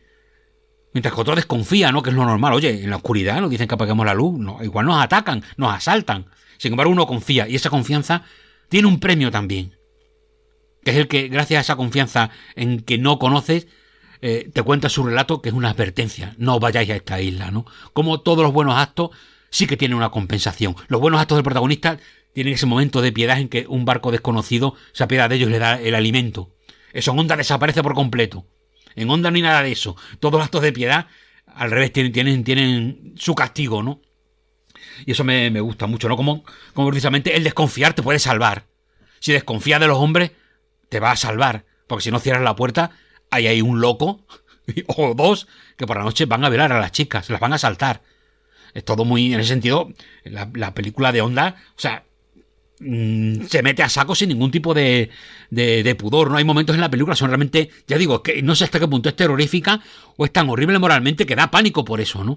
Por qué profundidades está llegando, sin perder nunca de vista que eso es lo maravilloso, el componente de película de género, ¿no? Salen monstruos, salen setas que andan, o sea, es que tiene todo lo que podría ser, casi provocar risa, pero me encanta porque los momentos en que los hongos se mueven, que podría ser el momento que dice, mira, hongos gigantes andando con personas dentro, ¿qué me dice? Pero claro, eso sucede precisamente cuando los personajes están bajo el efecto del hongo y están claramente teniendo visiones psicotrópicas, con lo que me encanta que jueguen con ese momento, que evidentemente son personas que se han transformado en hongo, pero también el hongo te hace ya delirar y hacer lo que es un mundo maravilloso y que sea genial, ¿no? De repente, pásate a este otro lado, que aquí te lo vas a pasar bien, ¿no? Casi el mensaje con el que te incitan a que tomes no solamente droga, cualquier tipo de sustancia, ¿no? Aquí en España, por ejemplo, lo normal sería la bebida, el alcohol, ¿no? Yo recuerdo cuando dejé de fumar, todo el mundo me felicitó, cuando dejé de beber, todo el mundo me dijo que era idiota, ¿no? No se me olvida, digo, no lo entiendo. ¿Qué sucede aquí? ¿Qué concepto? ¿Cómo medimos las cosas, no? Dejas dos mierdas y una muy bien y la otra prácticamente, recuerdo que, a ver, entre bromas, ¿no? Pero prácticamente insultan, pero vaya pedazo de idiota, como, y bueno, me parece siempre curioso, ¿no? Cómo las adicciones, si están admitidas, molan, si no, son pecaminosas cuando no dejan de ser adicciones. Me encanta cómo trata la adicción aquí la película, cómo te mete todo ese mundo de... Sobre todo también para entender, dice, oye, pero ¿por qué las adicciones son...? Las adicciones funcionan porque son maravillosas, ante un mundo de pesadilla, y eso insiste mucho la película, el mundo es una pesadilla. Dice, vente a este lado, que de repente todo es maravilloso, vas a dejar de sufrir. Y en ese sentido, quienes escribieron el guión sabían perfectamente dónde está el verdadero peligro de ese tipo de sustancia, dónde está la llamada, ¿no? ¿Por qué? ¿Por qué caes? Caes porque te van a dar felicidad. Lo que pasa es que desde fuera sabes que esa felicidad va a ser efímera, porque te vendrá pesadilla, ¿no? Que es lo que pasa con todas las drogas. Fijaos lo que pasó con el LSD, ¿no? Que al principio era la droga maravillosa, hippies felices tomando LSD, le viene una pesadilla cuando el LSD empieza a hacer sus efectos terroríficos, ¿no? Pues aquí lo vemos, Onda en el 63 ya lo estaba mostrando, ¿no? Tiene tantas cosas esta película que me parece inabarcable, pero sobre todo me parece maravilloso que tenga esos momentos de asalto, de cuando llegan estas figuras que tanto recuerda a Hodgson. Por eso es como, por un lado, parece que lo traiciona, pero por otro lado, no dejas de ver el mundo de Hodgson, y por eso amo esta película. Porque es Onda, son las cosas de Onda, las preocupaciones, incluso la radiactividad, ¿no? O sea, el barco, recordemos que ese barco varado que encuentran en la isla, los hongos parece que dan a entender que pueden ser el fruto de experimentos radiactivos, ¿no? Que ya me parece la maravilla total, ¿no? De cómo Onda y su equipo lo llevan a su terreno, ¿no? Pero bueno, todo eso me parece muy interesante. También hay momentos sobre todo me gusta también, comparaba antes Lourdes con a pleno sol, ¿no? Quizás eso también no solamente por el tipo de plano, el ambiente que está recordando, sino también por lo bien rodado que está, o sea, lo bien que dirige Honda, qué bien está rodado todo. Como una película que en muchos momentos puede caer en el ridículo, puede caerse al precipicio, y sin embargo, qué bien está todo, cómo mantiene la credibilidad, cómo mantiene el tono, cómo no se sale de lo que quiere contar. Como incluso recurriendo a momentos muy típicos, el ataque de estos hombres en el tercio final de la película, ¿no? Cuando los hombres hongos atacan el barco, que de repente van ahí y lo atacan en ese momento, da igual, cómo funciona todo, cómo juega con muchos elementos clásicos del terror, ¿no? Pues pasos que se oyen, de repente la manija de una puerta que se empieza a moverse, que aparecerá al otro lado, una sombra que se entreva al final de un pasillo, sé que lo tiene todo, y sin embargo, todo le funciona, ¿no? Ahí lo que pasa es que lo utiliza poco, lo hace pocas veces, pero los 2 o 3 planos en que lo hace, es que lo hace tan bien, es tan maravilloso, que ese momento, sobre todo la primera vez que suben al barco, ellos llegan, su barco naufraga y los personajes ya a la deriva, casi como, ahí sí parece un relato de Hodgson, ¿no? Con un barco a la deriva, de repente ven una isla y nadando llegan a ella y empiezan a recorrer la isla, ¿no? Algo que, para que veáis cómo sí que está en el papel, recordar la serie Perdidos, ¿no? Los personajes que en una isla y es que ni se dedican a recorrerla, ¿no? Se dedican ahí un poco a, bueno, aquí estamos, qué guay estamos, ¿no? Aquí lo primero que hace, pues evidentemente es recorrerla, ¿no? Que es lo que hacen ellos, buscar agua, buscar cosas, ¿no? Y, ¿qué iba a decir? Me pongo a meterme con la pobre serie Perdidos, que tiene sus momentos buenos también, y porque por malvado ahora merezco mi castigo. Cuando encuentran esta nave abandonada, el primer momento que es cuando suben, ¿no? Ellos ven este barco y claro, lo encuentran totalmente cubierto de este musgo siniestro que lo cubre todo, ¿no? Que lo describe también Hodgson en su relato y en sus novelas, que es alucinante. Aquí también lo muestra muy bien Honda, lo muestra muy bien también Honda y su equipo en la película, cómo está cubierto de este musgo, de este hongo, que parece que lo cubre todo, que está mezclado con la causalidad y el hollín y el del barco, ¿no? Y como poco a poco, según van investigando el barco, te das cuenta no solamente que aquello es un musgo que lo cubre todo de una manera prácticamente increíble, ¿no? Sino hay momentos en los que los personajes se tapan la nariz, porque también huele mal, que es algo que también destaca mucho en el relato de Hodgson, ¿no? Pero hay un momento en el que la primera vez, el primer plano que se ve, ellos van a subir al barco, pues, perdóname, que es que, ay, me acelero, calma, José Luis, cálmate un poco. Hay un momento en que ellos suben al barco y de repente la cámara está dentro del barco, y ve cómo los personajes suben, pero no es un plano directo, sino que la cámara parece que está escondida, se mueve de detrás de un parapeto y da la sensación de que es alguien que se moviera de su escondite para ver quién está subiendo al barco. Eso solamente lo vuelve a hacer en otro momento, más adelante lo vuelve a hacer Honda. Pero ese plano me parece tan alucinante, tan definitorio de lo que es el momento fantástico total, donde de repente te lleva a un universo fantástico, donde lo fantástico es la mirada, no solamente lo que te cuenta, no cómo rompe lo que es el relato para introducirnos en ese momento en el que, como veremos después, sí, efectivamente, los protagonistas son observados. Hay alguien que mira. Y Honda ya no lo dice en ese plano. Me parece una maravilla, porque hasta ese momento los personajes no han tenido ningún contacto con el mundo hongo. Vendrá después. Honda ya lo adelanta con ese plano. Hay alguien que os está espiando en la isla. Ellos, por desgracia, lo descubrirán más tarde. Descubrirán que efectivamente alguien estaba pendiente de ellos. Voy a retomar, voy a saltar un poco al pasado para recoger una idea que dijiste antes y luego vamos a esto de los planos porque yo también vi algún plano que me parecía una fantasía. Entonces, primero sobre lo que mencionaban tanto Miguel como Forte ¿no? Del paraíso perdido, de los Adán y Eva invertidos, tal. O sea, yo creo que un poco quizá la narración de Hodgson podría tener como ciertos ecos de William Blake, que crea toda esta especie de explicación del cristianismo, pero en el upside down, ¿no? Por hacer un símil, o sea, como de una perversión de lo divino o una perversión de lo bueno, de lo virtuoso.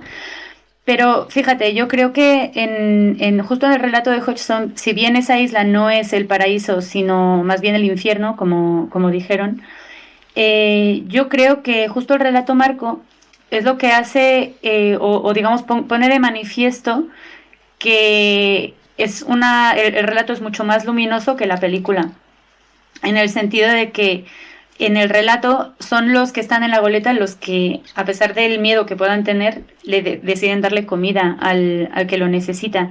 Y en ese sentido lo que hacen ellos es reconocer la dignidad del otro, incluso si es un hombre esponja, ¿no?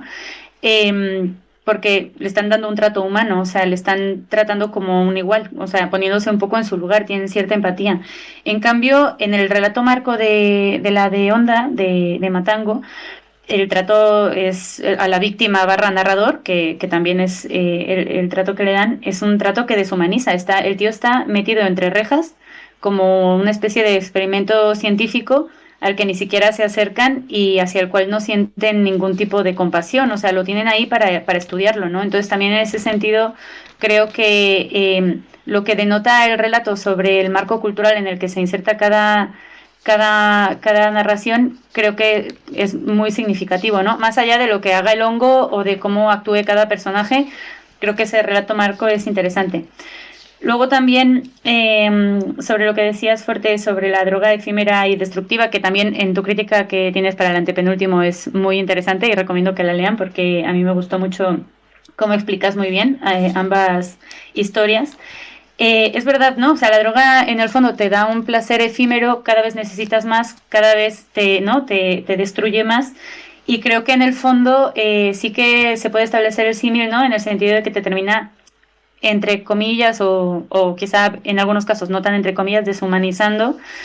Porque vamos, todos los que hemos tenido alguna adicción sabemos que no hay nadie que te haga mejores trampas que tu propia mente.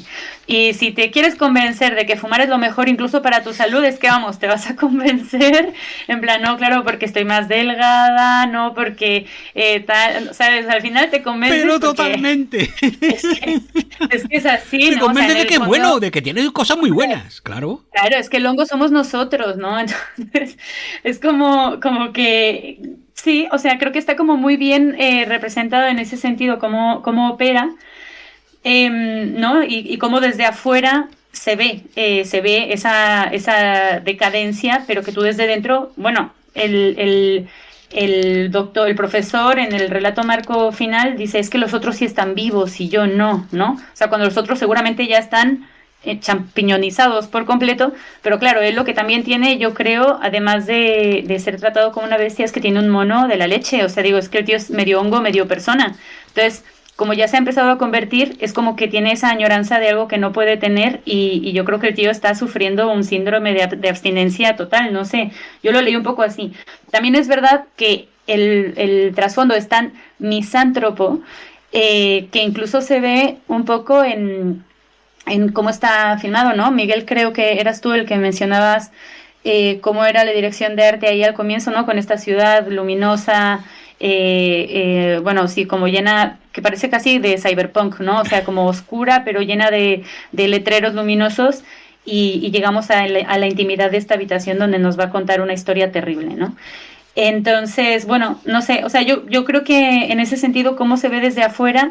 En el relato de Hodgson ven al hombre esponja, ¿no? Y también hay una frase en la que dice, cuando les grita por primera vez, los de la goleta, y dice, era una voz extraña, profunda e inhumana, ¿no? O sea, ya desde el principio se nota que hay algo ahí que no está funcionando, pero lo mejor es cuando le ven alejarse y ven la silueta que se dibuja, que es la de una especie de humano esponjoso, ¿no? O sea, como un humano esponja.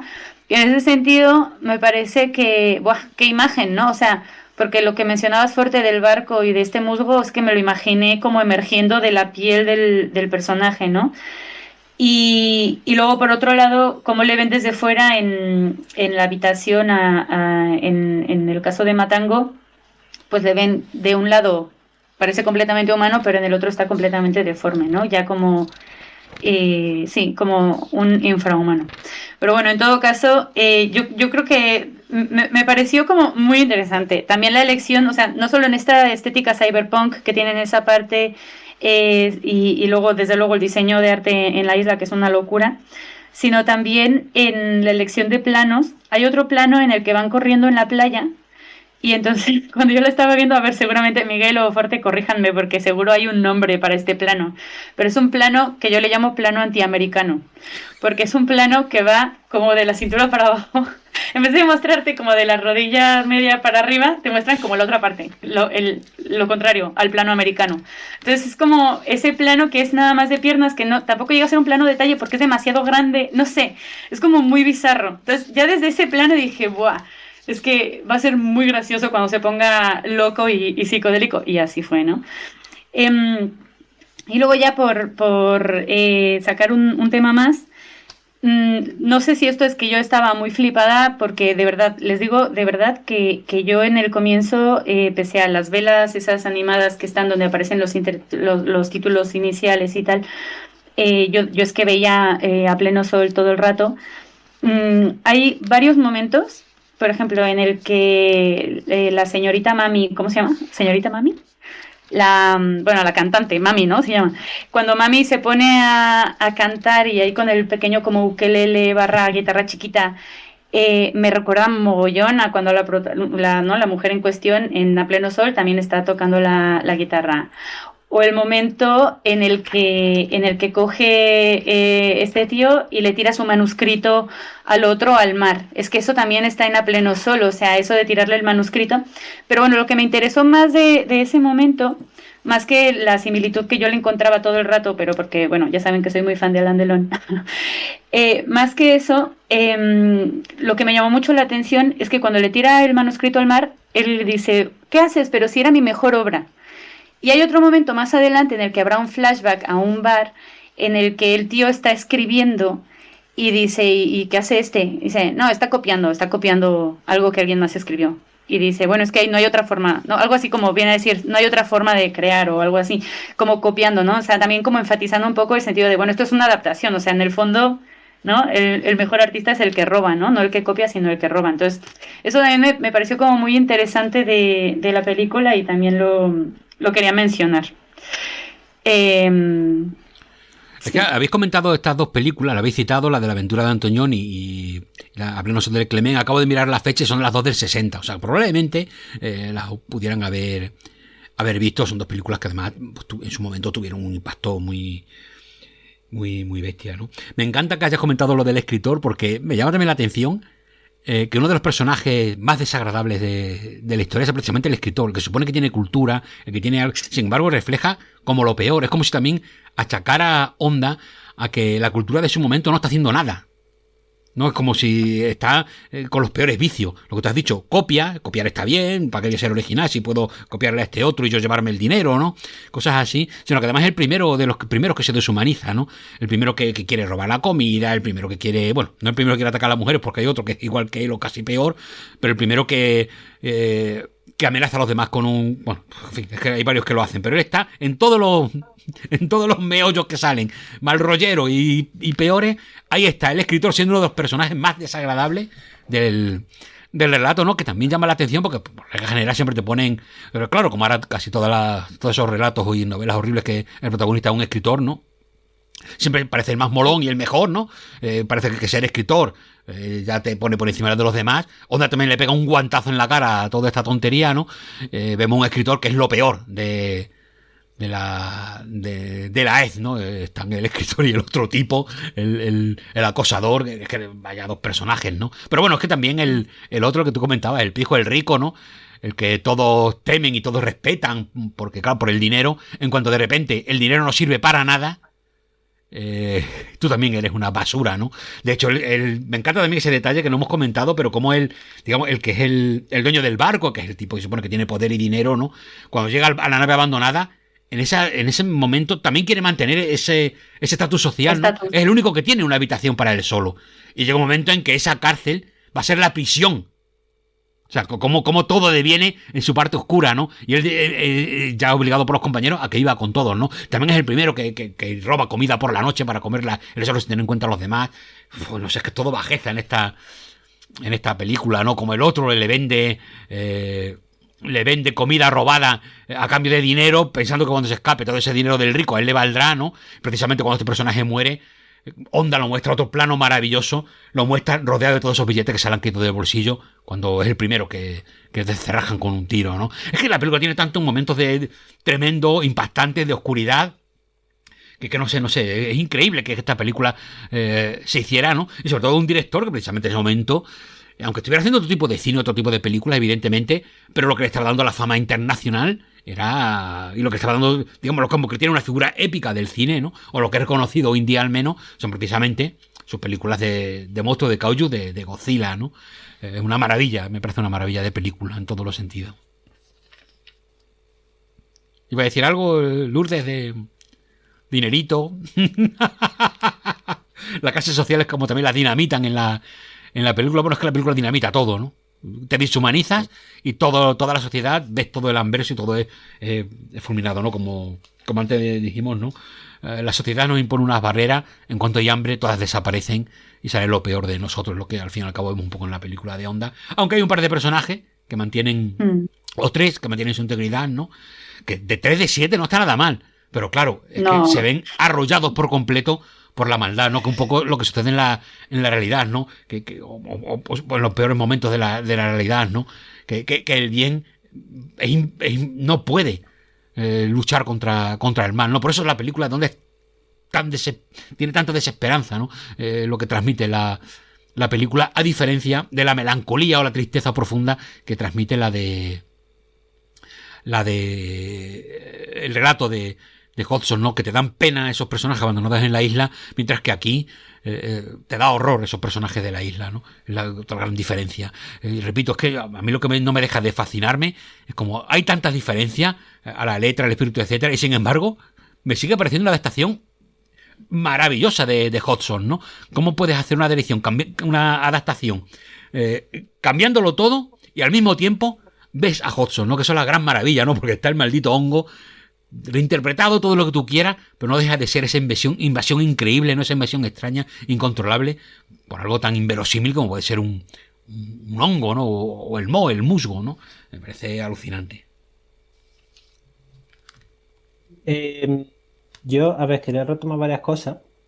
De hecho, lo primero que voy a hacer es volverme atrás fuerte, porque una cosa que quería comentar del relato de Hodgson que se me había quedado ahí colgada es algo que tú señalabas, ¿no? Como que el relato principal, digamos, el relato del matrimonio afectado por el hongo es un relato de abandono con una progresión implacable, ¿no? O sea, yo me había hecho una esquemita de qué es lo que les va sucediendo a los protagonistas a lo largo del relato.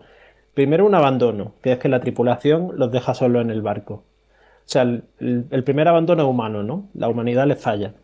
El segundo, un naufragio, que es que la naturaleza es hostil y los ataca y hace que su barco se hunda. El tercero es la llegada a una isla en la que el entorno está contaminado. Es decir, la naturaleza no solo le ataca, no solo le afecta, sino que está corrupta. Luego descubren que no solo el entorno está corrupto, sino que su cuerpo empieza a corromperse.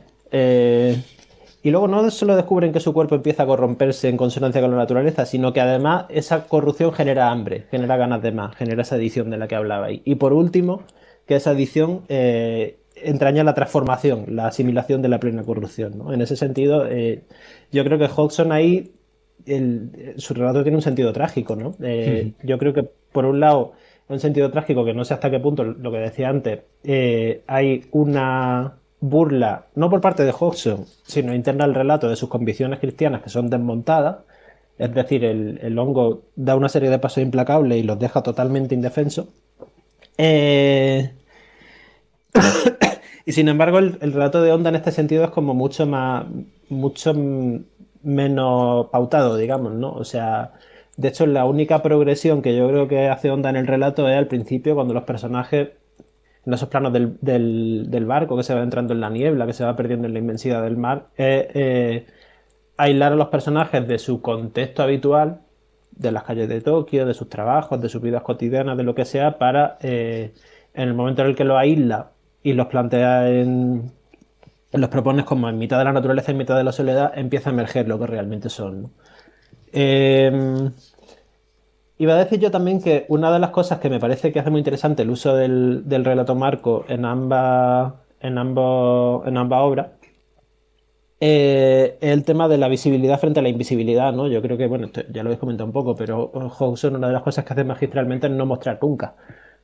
De hecho, yo he estado buscando ilustraciones que se han hecho para el relato de Hodgson y todas tienen el mismo defecto, que es que dibujan al monstruo con más precisión de lo que hace Hodgson nunca. Porque lo máximo que él dice es distinguí borrosamente algo que se balanceaba entre los remos. Tenía el aspecto de una esponja, desproporcionada, grisácea, tambaleante, pero es una figura como muy borrosa, ¿no? Eso es lo máximo que Hodgson te muestra al tipo. Y es, claro, es muy importante que el relato se llame Una voz en la noche, porque es que el personaje es eso, una voz. Solo una voz que a la vez te hace plenamente consciente de la monstruificación que ha sufrido, pero a la vez te la oculta piadosamente, ¿no? Y en el momento en el que es solo una voz y no un monstruo visible, es algo que recupera su humanidad de cara a los que le escuchan. Y además que está súper bien construido, porque si os fijáis todo el rato, la voz del narrador insiste en una voz que gritaba, una voz extraña, la indecisión de la voz, etcétera, etcétera. Y de hecho incluso el relato de Hodgson tiene una cualidad en el relato Marco I, antes de contar la historia fatalista del hombre, que también lo quería comentar, que es que es muy, muy sonoro. O sea, siendo un relato literario que no tiene sonido, tiene una sonoridad tremenda, porque todas las acciones que el protagonista cuenta, que también es una forma de ir marcando la distancia, ¿no? Como el hombre honguificado pide que no se le acerquen, los otros respetan su distancia, se aleja, luego se vuelve a acercar. Todo eso se cuenta mediante gritos, chapoteos, los leves sonidos que llegan en la plena oscuridad, porque Hodgson una cosa que hace súper bien, lo dice en la primera frase, lo decía fuerte, ¿no? Era una noche oscura, sin estrellas, o sea, no se ve nada. Anula la visibilidad y a partir de ese anular la visibilidad lo cuenta todo sin romper nunca esa norma constituyente mediante el sonido. Y está súper bien hecho, ¿no? Pero todo eso abunda en la invisibilidad, en no mostrar el efecto del horror como un acto piadoso por parte no solo del narrador protagonista y su tripulación, sino de Hodgson como escritor, que yo creo que hay una ambivalencia que es muy interesante, porque por un lado el relato es muy cruel con cómo tumba todas las convicciones a las que el protagonista puede aferrarse, pero a la vez es muy piadoso en la forma de no terminar de mostrarlo. Cuando, sin embargo, pues por supuesto, lo que hace, una de las cosas que hace el relato Marco de Onda es dejar muy clara su hipervisibilidad. O sea, sobre todo en el plano final de la película, que es cuando el hombre se da la vuelta a la cara y se ve que está monstruificándose, no solo te lo muestran en primer plano, sino que hay un zoom in como muy agresivo de míralo, aquí lo tienes, te lo tiro a la cara directamente, porque ese hombre en ningún momento recibe piedad ni de Onda, ni de, como decía Lourdes antes, de los científicos que lo ven como alguien totalmente ajeno a ellos, ¿no? Y un poco hilando con una cosa que ha dicho Lourdes antes de cómo la imagen que se da de fondo de Tokio en ese relato Marco, que son 2 minutos de película, pero es súper elocuente con las cosas que hace, ¿no? La única imagen que te da de Tokio es la imagen que se ve por el fondo de las ventanas, que es ese skyline lleno de neones, de luces de colores y tal, que es casi un tópico del cine japonés, ¿no? Cada vez que quiere hablar de la sociedad moderna, consumista, occidentalizada y tal, son los neones de Tokio. Es como una imagen prototípica del nuevo Japón. Y yo pensaba, claro, en realidad toda la parte anterior, justo anterior a ese final en el que volvemos a ver los neones de Tokio, que es la parte más psicodélica de los hongos atacando, más colorista, más tal, es un poco creo que hay una equiparación muy clara por el estallido de color y tal con la imagen de los neones de Tokio, ¿no? Y pensaba también en cómo en ese sentido la película tiene una progresión muy interesante, que es que esa escena que Fuerte mencionaba antes de la entrada en el barco abandonado cubierto de musgo, que ahí es bastante parecida como te la cuenta Hodgson, hay que decir, porque las dos son las partes en las que tanto la película como la obra literaria se acercan a algo un poco más gótico, ¿no? En el sentido de que son personajes que entran en una casa o en un lugar encantado. Hodgson lo cuenta muy bien en ese sentido y Onda también, porque Onda una de las decisiones que toma es que es un entorno totalmente monocromo, ¿no? Un entorno con sombra, un entorno con pasillos, con habitaciones ocultas, con zonas oscuras, incluso con cadáveres, como el cadáver del capitán que se ve. Y en ese sentido, a ver, no es que sea una película gótica de pleno derecho, pero se acerca mucho más a esa idea de esos espacios antiguos, ocultos, oscurecidos, filtrados por el paso del tiempo, mediante el moho, mediante el polvo. Y esa escenografía tan mohosa, tan monocroma, es muy llamativa, ¿no? Salvo una habitación que está totalmente teñida de rojo, que es la habitación del capitán, que es como una prefiguración de que eso va a estallar por otro lado luego, ¿no? Diría yo. Y eso, como decía, empieza en esa escenografía que tiene ese punto tan gótico y acaba en el delirio hipercromático, hipervisual del final, que es una forma, yo creo, un poco de darle esa otra progresión de la película, de que todo lo que pudiera haber de invisibilidad o de sugerencia estalle, ¿no? Y la película es una película hipervisible. Y en ese sentido es radicalmente opuesta a Hodgson, que es una película que incide tanto en la invisibilidad que, como digo, ¿cuáles son las dos palabras clave del título? Voz, es decir, solo oímos, no vemos, y noche, que es lo mismo, no vemos, no se ve nada. Es verdad también, o sea, ahora que conforme hablabas, pensaba, es verdad que, bueno, la oposición que dices, ¿no? De lo visible versus lo sonoro, creo que está ahí. A pesar de que Hodgson también es verdad que describe muy al detalle algunos momentos, pero siempre son momentos fuera de lo que es el relato marco, o sea, ¿no? Cuando explica los flashbacks bueno, los flashbacks, el pasado en la isla, cuando encontraron el que se empezaban a convertir en hongo y había, ¿no? En la cara y tenían que usar este líquido para limpiarlos, pero es verdad que todo está fuera del relato marco. También pensaba en el tema gótico que mencionas, ¿no? Es cierto que en cierto sentido están entrando pues a un terreno... un terreno haunted, por así decir, ¿no? Pero no es un fantasma al uso, no es algo espiritual, no es algo siquiera maligno, sino que es todavía peor porque es banal. O sea, no es maligno en el sentido de alguien que quiera vengar o alguien que quiera acechar o cazar, sino la falta de racionalidad, ¿no? Y al mismo tiempo el poder destructivo, que yo creo que también esto hace eco en la de Onda al tema nuclear. O sea, que por un lado está en un mensaje que ya no recuerdo si vimos dentro o fuera del podcast, pero que mencionaba fuerte en algún momento, ahora si quieres lo mencionas fuerte, de cuando encuentran este hongo, ¿no? Matango y las alusiones que puede tener a lo nuclear, sino también en el tema de no hay una racionalidad detrás, no hay, es todo muy material, o sea, es una pieza de la naturaleza que actúa por la vía de la necesidad de comer, ¿no? O sea, en el fondo es una explicación muy material, diríamos un gótico material psicodélico, además, porque en el fondo la locura de que sea un hongo y en el caso de Matango en particular te genere alucinaciones, que es algo que creo que en el de Hodgson no está, también es algo muy adaptado al tiempo, ¿no? Entonces está por un lado la amenaza guerra fría nuclear ahí en el aire, que es algo que todavía los estragos de la bomba aterran a la gente, y de hecho leí por ahí, no, yo no sé hasta qué punto sea cierto o no, pero que había como cierto reparo en esta película en un comienzo, porque parece que tal y como están maquillados los personajes cuando se empiezan a honguificar, recordaba en cierto modo a las personas después de vivir la guerra, perdón, la bomba nuclear, ¿no? Entonces como que esas quemaduras. Sí, sí, correcto. Es la única censura que tuvo la película. No había contado ese dato antes, pero sí, le pidieron una onda que no fuese tan evidente el paralelismo en el maquillaje. O sea, digo que en el fondo era algo que estaba ahí en el aire, ¿no?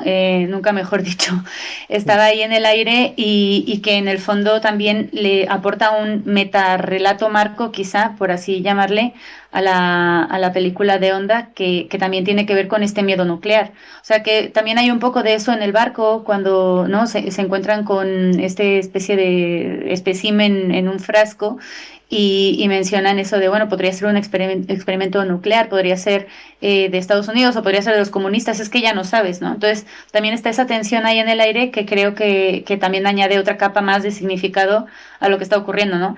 Y también en cierto sentido explica el escapismo de los personajes principales y el individualismo de decir, ya no podemos creer en nada colectivo, no nos podemos fiar de nadie, lo único que nos queda es, pues bueno, cada uno a lo suyo.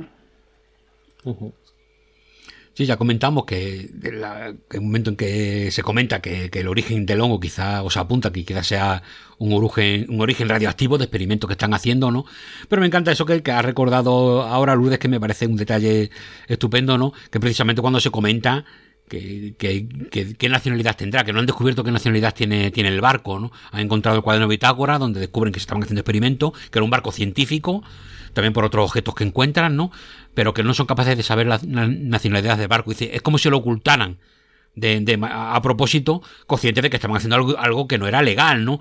Experimentos realmente, digamos que no eran buenos o secretos cuando menos, ¿no? Y encima también me encanta cuando empiezan a citar que no sabemos si será occidental, si será asiático, si será del bloque comunista. Me encanta ese momento en el que el mal en ese instante ya puede venir de cualquier lado. O sea, no hay alguien que vele por el bien, ¿no? Es como que el mal ya lo está infectando todo, como después veremos a continuación qué sucede. También haciendo alusión a lo que comentabas, Miguel, de cómo presenta el hongo los relatos de Hodgson en La nave abandonada. Está muy interesante porque Una voz en la noche, solamente al final veremos esa figura cubierta, ¿no? Cubierta, eso lo decía Lourdes, convertida en una especie de esponja, ¿no? En el relato de La nave abandonada, que sí se describe con precisión el barco que está cubierto con ese busco. Entra muy claro porque no es un mungo normal, es como si fuera una cosa plastificada, ¿no? Que la pisa y se hunde con tus pisadas, pero no deja huella, se vuelve a recuperar, ¿no? Una capa extraña lo que cubre todo para insistir en lo extraño que es esa sustancia. Hay un momento en que quieren acceder a una parte del barco y hay un montículo que tapa un acceso, ¿no? Una puerta. Entonces uno de los personajes la golpea para apartarlo, ese montículo, y de repente sangra. Y es el único momento en que Hodgson da a entender que bajo ese hongo también hay humanos que han sido devorados por el hongo, ¿no? Incluso otro momento en cuando se está hablando de las ratas de un barco, que no encuentran ratas en el barco, el momento en que la superficie ondula, ¿no? Cobra como vida, ¿no? En el que evidentemente es el hongo que vive, pero también llegas a pensar si algo queda de las ratas esas que había en ese barco, también convertidas en esa especie de musgo terrible que lo devora todo, ¿no? Es más, en la nave abandonada se llega más a descubrir cómo actúa el hongo, ¿no? Porque veremos como algunos personajes, sus piernas son devoradas al ser cubiertas por el hongo, por el bugo que cobra vida, ¿no? O un personaje que lo consiguen sacar cuando sus piernas están atrapadas y se ve que ha devorado la parte baja de toda la suela de las botas y ha devorado parte de carne de la planta de los pies. Aquí sí, Hodgson entra más en lo físico. Yo creo que él quiere dar un paso más, ¿no? Una voz en la noche, un relato del 1907, La nave abandonada de 1912, y es como estos temas, o este tema que le gustaba tanto a Hodgson, o que había visto que realmente nadie estaba tocando, él los lleva a varios relatos y siempre le da un toque, un punto más, ¿no? Para distinguir unos de otros y para que siempre este horror vaya a más, ¿no? Sea más impactante. No sé, me parece un grandísimo relato Hodgson, grandísima la película de Onda, y no sé si queréis comentar alguna cosita más. De repente, así sin venir a cuento, parece que lo quiero terminar todo. ¿Cómo habéis quedado? Es sorpresa, ¿eh? Hombre, si lo pones así, yo qué sé. Veo por mi ventana mi ciudad y realmente no hay neones, pero bueno, no deja de ser un Tokio en pequeñito. Sí, casi igualito. Igual. Pues sí. No sé, Miguel. No, bueno, cualquiera dice algo. Forte lo ha dicho así como en plan, ¿seguro que queréis comentar algo después de lo bien que he cerrado yo? No. Menudo fungicida nos acaba de echar el Forte. No, es que, sinceramente, sé que ha sonado así, dice, como lo tiene todo pensado, que bien ha hilado el discurso, que tío tan increíble, que cerebro. Pero la realidad es que mientras hablaba he visto el reloj y digo, madre mía, y son la hora que es. Entonces, claro, eso... Ya va siendo la hora de comer. Lo que parece que mi cerebro, lo que en vuestras cabezas ha dicho, como ha hilado, en realidad es pura carambola, pura casualidad, el destino que como protagonista de Una voz en la noche me he sucumbido ante él. Oh. Ahora sí que he intentado también te estará entrando hambre, Forte. Hay un revuelto de hongos esperándote. Joder, pues no tengo setitas, pero fíjate que apropiado hubiera sido tener para comer hoy un buen revuelto ahí de setitas con espárrago, que rico, ¿no? Un puntazo. Unos buenos boletus. Unos boletus. Qué rico, sí. Pero no es eso lo que tengo.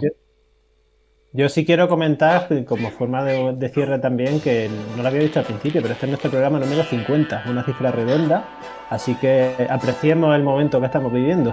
Wow, vamos a hacer... de grabar nuestro medio centenar de programas en EAM Podcast. Pero un poco de Cuando nos trampa. pregunten cómo lo celebramos, espera, cuando nos pregunten cómo lo celebramos, decimos el aniversario con hongos.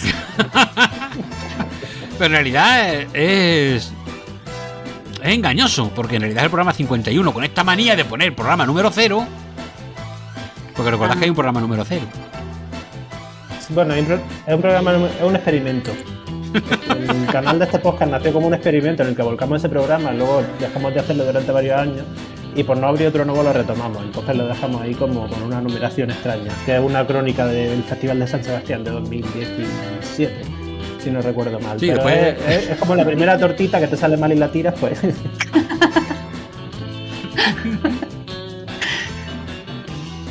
Entonces, bueno, dentro de la numeración oficial sí cumplimos 50 programas y esperemos que por lo menos otros 50 más. Ojalá. O 500. Eso, Los ojalá, que nos dejen. os lo he dicho, ojalá, y ha sido un placer como siempre. Lourdes y Miguel, un placer. Igualmente, Un placer. gracias a todos también por escucharnos y espero que se animen a ver la peli y a leer el relato porque realmente vale la pena. Y remitimos, como siempre, a que nos sigan leyendo en el antepenúltimo mohicano, donde entre otras cosas encontrarán un texto un ensayo de Forte sobre Matango. Bueno, a ver, Miguel, ensayo, vamos a ver, un articulín. Un ensayo, Un vamos a ensayo, ver. Forte. Vamos a darnos importancia. Y que sí. No sé, me siento como el escritor de Matango. ¿Qué dicen? Pues bueno, hasta la próxima. Adiós. Chao, chao.